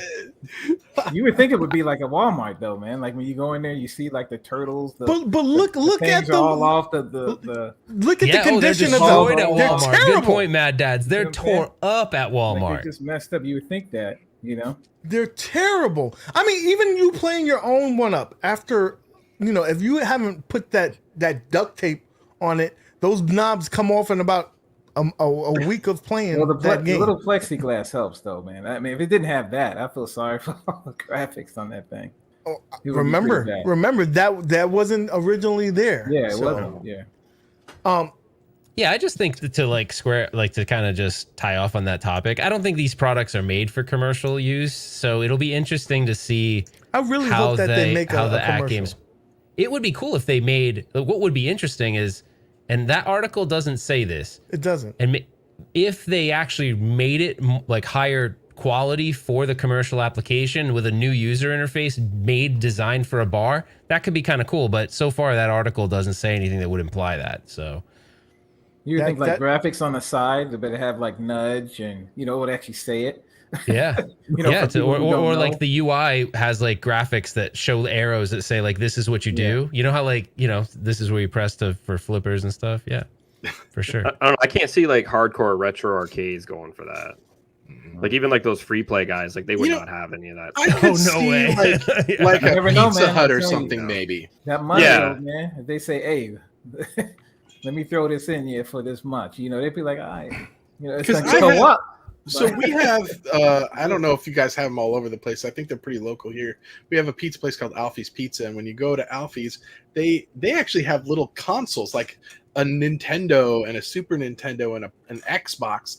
And they're just hooked up to these little screens. And so I can totally see someone like that putting Arcade1ups in there that are not coin operated. But yeah, maybe it would have to be like one of those fast food restaurants or something. Do you guys think that One Up will do something similar? No, they think they'll try to make a commercialized version? Nope. But I think that they're going to lean towards their partnerships, like with NFL. You're going to see them in more commercial settings, just I've so heard they of can get their names like out dentist offices and stuff, putting them in their lobbies. Think about and it, stuff. right? What's the biggest expense? So if you're a retro arcade bar, your biggest expense, probably the biggest pain in the ass, is you're buying all these machines that you have to have a technician to fix. Fixing What if them, yeah. what if 1UP created a commercial version? It's taller, it's got better wood, but it's still like, if I'm the owner of the bar, I'm like, shit, I could buy Coin-operated? that. Like, yeah, if coin operated and everything. And what if I said that thing? Yeah, that thing won't cause you any problems. And every part is super easy to fix. So if the screen goes out, we just swap it in. We're good. You don't have to go find a technician to work on it, or find a screen that may or may not exist in your local area. Like, I can actually see them maybe trying to do that. I think we need Mad another Dad's is company. talking something. I He's think muted though. we need to have Fuck the kids. another company that's beyond Arcade1up come out and do just that. Another competitor in the market. I don't know who can now because of all the licensing crap, you know? Yeah. I think you and Justin should start this company, and all three of you guys. Let's put our heads together and we'll start a company. I think 1UP freaking owns all these licenses now. I'd have to call John D and be like, John, are you okay with me doing this? He may give you Sega. Papa John. He lent He'll give you Bad lent Dudes. Sega to Data iArcade, East. so it's You a can have Data possibility. East.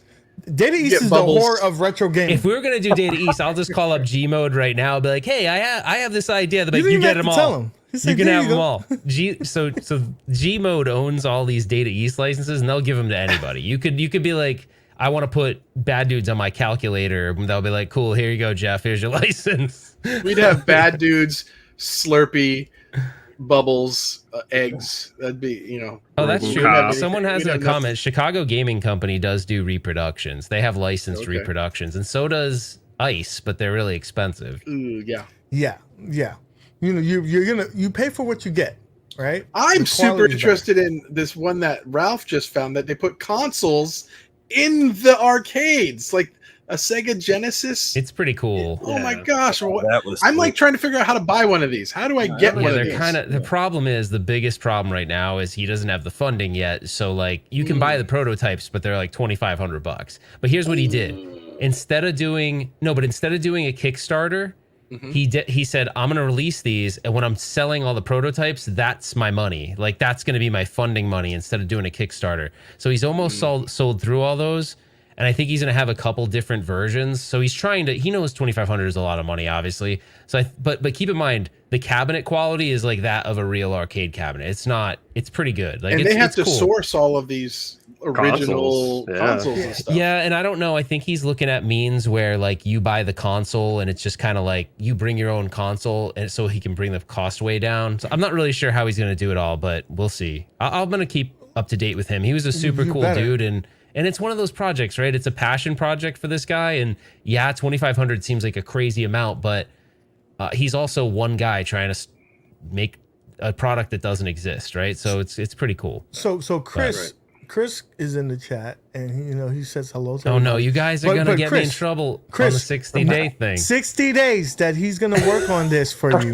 I'm gonna keep him honest to get this up and running so we can get you that machine. So said 90 days. No, you said 60, I heard bro. 120. You said 60. Thanks, guys. That's why we have this live. We got this recorded and everything, baby. So real quick before I let you guys go. How much time do we have left? Because I need a bathroom break. Can I just step out? Go ahead. All right, Because I drop want to me talk off for a something minute. real quick. I want to talk about something real quick, and Get then me I on want it. you to come back. So, there's a whatchamacallit, a little event going on right now. The Ad Games Legends, bring your own legends. So they're making these products out, right? And I want to get your ideas, your thoughts of some of these projects that people put together. Since you guys are restoring, probably an expert in these things. So this is Canada Phil's build, right? I believe he made something like it looks kind of like a candy cane, but on the wall. So it goes vertical, it goes horizontal. It goes a little action right there. That's What a cool. screen. Yeah. Right? It looks pretty damn good. He's showing us how he's doing it. So that's really cool. That's cool. And that's how it looks right there. Okay. Oh, this is something else. I'm assuming they don't look the same. No, I think he put something else in there. I think he took it. I think he ALU. originally had the top portion of the ALU. Okay, so that we have that one there. I want to show you the other one that we have here. Now this is the one that so far is getting my vote. I'm gonna go from back here because there's so many photos. He made a cocktail cabinet that does everything. Hey, so this is the photos here. Damn. Yeah, that's nice. The dude put a freaking fireplace in the bitch. And so it has player 1, player 2, and then if you want to go horizontal, these are wired to the same controller, so you can play horizontal in the front of like a fighting game or whatnot. So he put in a lot of work on this. Question is about the budget, but a lot of the things he got in terms of donations, he says. So I think that's pretty badass. I'm not gonna go through all the photos because we're crushed on time. And then this, you might know this guy. Good, Dreamcast Kyle, you know this. Yeah, guy. I saw this one already. Yeah. This is the maple syrup right over here. This is right there. He has WrestleFest playing on there. So it's the same idea, except he only has one set of controllers that it just slides down. So you would normally play it on one side or the other, and if you want to play a horizontal game, you just bring them to the front. Right? That's kind of cool. It does look like a dresser. For you guys out there, it does look like it could be a dresser cabinet or whatnot. So we have that, and then the last one, Kongsarus, he made himself a little driving cabinet using the Legends Connect board. So this is interesting. So guys, in the bottom right here, if you want to vote for who you think is the winner, go to that website there. The form will be in the description as well. Vote for it. Tomorrow they're going to announce the winners. So I just wanted to, I thought that would tie down together with what we've been talking about, respirations and everything like that.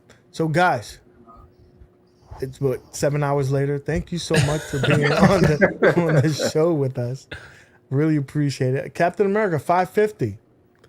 How much you sold that cabinet for Nick? Well, first off, it's not the right cabinet. That's not the right what cabinet. The heck that is, but that's not a Data East. That's that looks like a Street Fighter, is it not? It looks like a Dynamo. Yeah, it does. Don't you think, Ralph? Yeah, it does. Yeah, and it almost looks like I don't know. That's a weird cabinet, and the screen looks really small. Why does the screen look really 5-inch small? screen in there? Go to the front. Yeah, it does. That's about a 5-inch super screen. Small. That's a good screen there. But look how bright and tight it is. I had originally before I put a CRT back in it. It was ridiculous. That's weird. And this is why it's 550. See, that's why we don't let Jeff pick anything out. I like Killer Arcade Games joke. It's a Data West cab. I like that. I like that. It's creative. So, guys, if you could tell us I don't one have thing, to find my own deals. I got people for that. They find me these deals. It's crazy. You're such a disrespectful. So anyway, right? If you could tell us one thing about your hobby, right? What would you say? What bit of advice would you tell us if we wanted to get into going to full scale? Who's first? You, since you spoke up. Well, I think if you go into it with the mindset that it's going to be a challenge, right? It's going to be new, but there's a big community of people, just like there is in the 1UP modding community. There's a whole other community for full-size arcades, and they will absolutely help you. But yeah, don't like go crazy and buy a bunch of them in the beginning. Like buy one, get comfortable with it, like understand all the components first. Like, there's not that many parts to it really. Like you have the PCB, a power supply, transformer, monitor, marquee, like you pretty much controls, like that's pretty much it. And so once you feel comfortable with each part, you kind of have a basic understanding, then just know it's going to break at some point and you'll have to learn to fix it. Yeah, I mean, that's it. I mean, if you're overly ambitious, like you're like, screw it, I'm going to dive right in, you can buy a broken one. But if you do that, you better just know that it's going to be a big challenge at first. You know, I almost feel like it'd be better to buy a working one.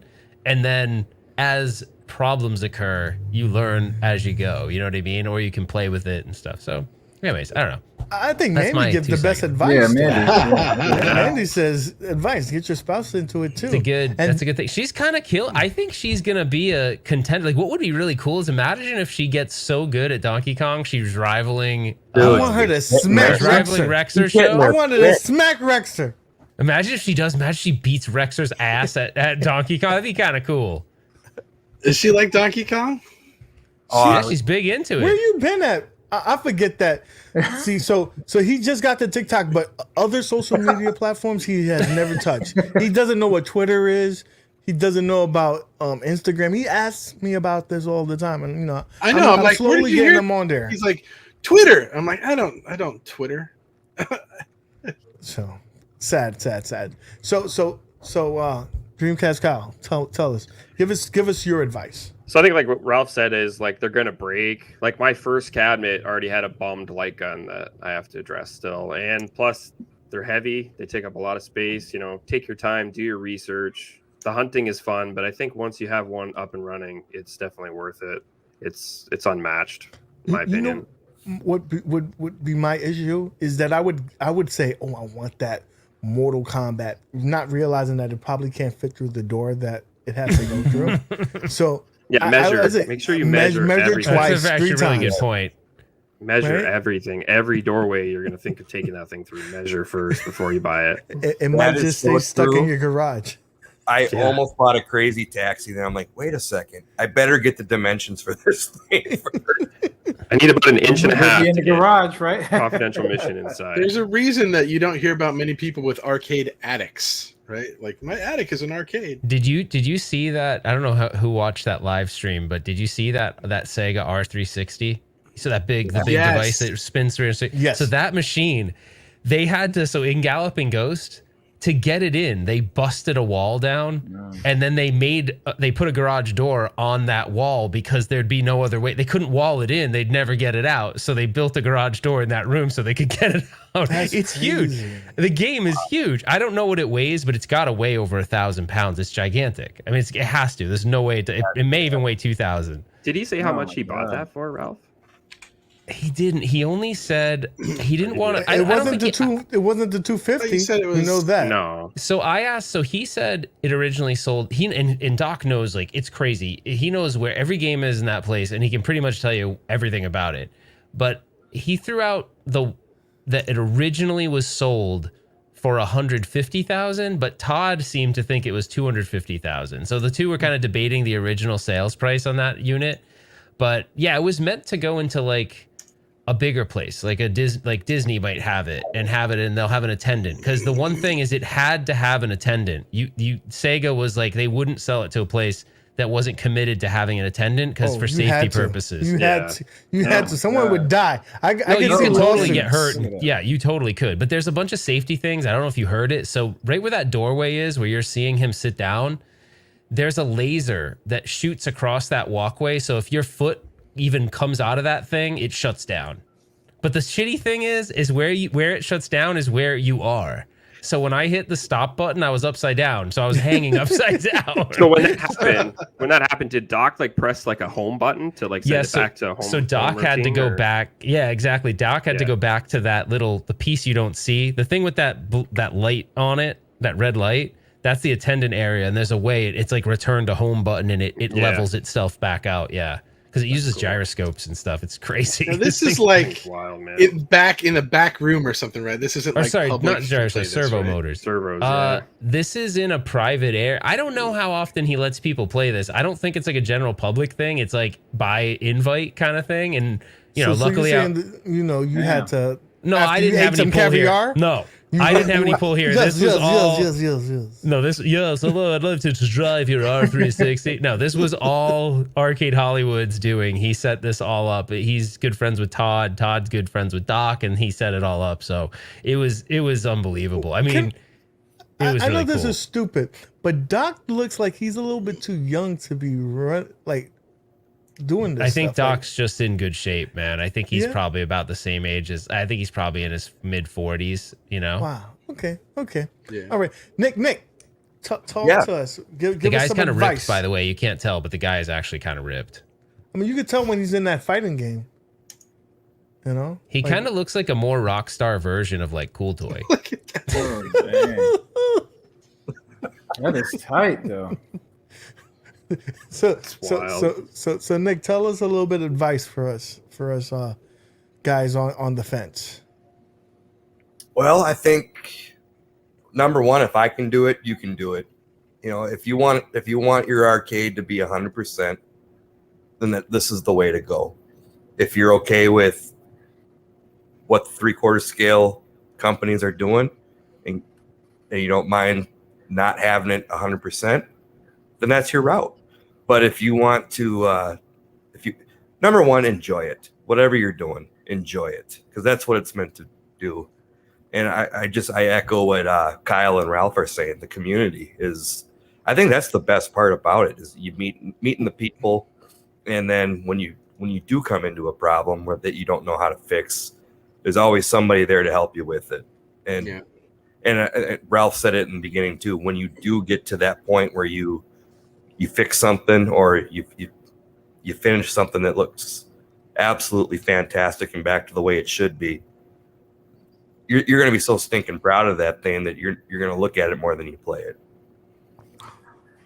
You know what? I have to just add to this is that the community aspect of this I think is bigger than the actual hobby itself. I enjoy like the friendships that we've made. Absolutely. The people that we've talked to and stuff like that. So I'm hoping that when things change and go back to more of a normal, that doesn't mean that this community dies out. That's just just my thoughts on that. Couldn't agree more. Is this the part where you throw up? I didn't throw up, He but I didn't feel very good. Were you He was a disoriented man when about you it. stepped out of that? Like, did you Yeah, feel like it was, because it goes. The one thing, the reason why I pressed the button was twofold. I was feeling really messed up, and he said, so I don't know if you saw the video screen right before I pressed it. He said if someone shoots you, it spins like crazy. It goes like on this side axis and spins. And all I was thinking about in there was what he said. I'm like, shit, if I get shot down, which I was about to, by the way, in the inside, all the red lights are going on. I'm like, shit, I'm going to get shot down. So I pushed out and hit it. As soon as I saw the red light, because someone was locking on to me, I hit the button. I thought I could throw up. And the thing is they were joking about me throwing up. And I looked over at Doc, and I could tell he's like, are you gonna do it? This guy throws up in my like 100K machine. Like, that's not gonna be cool. Like, I could tell he was like, is he actually gonna throw up? Because I don't want him go. He didn't say that. He was super cool, but I didn't want to throw up. That look. he got all Mason, look like didn't make a noise at But all everybody, while he was you in know there. what? Everybody needs is friends like the Arcade twins, the ones that egg you on. They're like, do it. those guys are actually insane. They're very, very nice, but they are a lot to handle. Like, I was like, dude, you'll see when you see Chasing Nostalgia. They're crazy. They're awesome, really nice guys, but they are crazy. Oh man, I love it. I love it. It sounded like you had a blast. I'm jealous that you went. Yeah. But next year, if I gotta, It's worth Mason called you out. It's fine. I was. How long did Mason well, first of all, last? isn't that fair? He Because did it. Mason's like 20 years old, right? So it doesn't bother, and nothing bothers him. He had no fear. He didn't even make a sound. I'm gonna say something that's gonna be TMI, but it's necessary information for you to know as to why I hit that button. Okay. How do I say this without being super you had awkward? to take a It's shit? awkward. You had to take a shit? No. Okay. No, but on the same lines. I have a problem sometimes when I'm both excited and traveling where I won't go to the bathroom. So I was on like 3 days of not going to the bathroom. So I was like, I could actually crap and puke in this guy's machine. I'm not going to shit my pants on this camera. I'm sorry that I had to go there, but that red button was crucial. I'm like, look, this isn't happening. I'm not going to. You'd never be allowed back. That right turned into a blender with the top off. Oh! He's like, I am not. I am not. Gross. This is on camera. This is not going down like that. No. All right, I think we got sidetracked. Kyle didn't say his last bit. I think we were getting sidetracked. I think we got everybody. Did we? Oh, I just wanted to hear you more, Kyle. Yeah. It's a torturous hobby, and you shouldn't buy any of these machines. No, God damn! Don't say that now. Don't say that. No, it's intimidating, but it's definitely worth it once you get them running and measure every doorway you're going to go through before you buy them. So, in other words, from if I could just recap, make sure that you got insurance for your back, right? Make sure that you got a friend that's gonna help you, like a around the house Rudy or the cousin. Wait, you just changed his name again. Around the house Rudy. Rudy Roundhouse, Rudy Reset. Rudy, you know your name. You know your name. We need a Mandy to help us and the cousin. So we got that right. We know you're gonna need some time. It's gonna cost you some money, and measure everything. How much time is it gonna? How much time? 60 days. Oh no! Oh man, The clock starts. I'm gonna add that to my app where I just get a countdown, and I'll be like, "This is 45 days, Ralph." Do you know that? Do you know that is 45 days? Oh no! So you guys know Level 857, that podcast? Really good guys. Actually, I think if you've never checked them out, they're really cool. It's like a group of guys. They live in New York and they talk about retro games and retro game news, but it's totally chill. They stream for like 3 hours at a time, and I have two bets now. One is the 60-day thing, and then before the year is out, I'm supposed to play The Last of Us, and if I don't, I have to shave my beard. Oh, that's gonna be bad. so I that's got gonna like be bad. You there's better a lot start of pressure playing right here. I know, and I think. Reset Rudy. I apologize.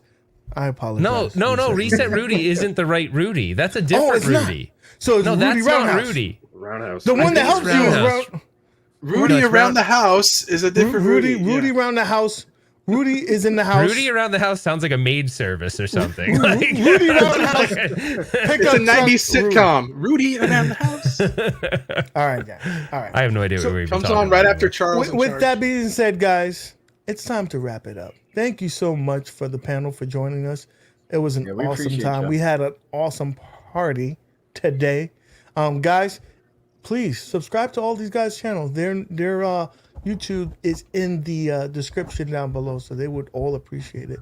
And thank you so much again, guys, for joining us. Yeah, thanks for having us. It was fun. Yeah, appreciate you. Let's end on a little speech for you guys. I have a speech for you.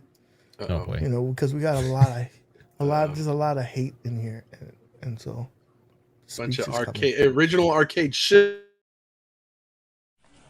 Attention Cloud9 shoppers, if you are overheard saying any of the following phrases, you will be asked to leave the premises immediately. I repeat, any of the following phrases. Bout that life. Turned up. This for Bay. I woke up like this. On fleek. Jesus take the wheel. For the gram. Or, ooh, it's lit. All of these phrases will result in you being removed from the store. These phrases are considered hate speech because I hate those words. And no, I do not care if you learn them from your niece. Have a heavenly day.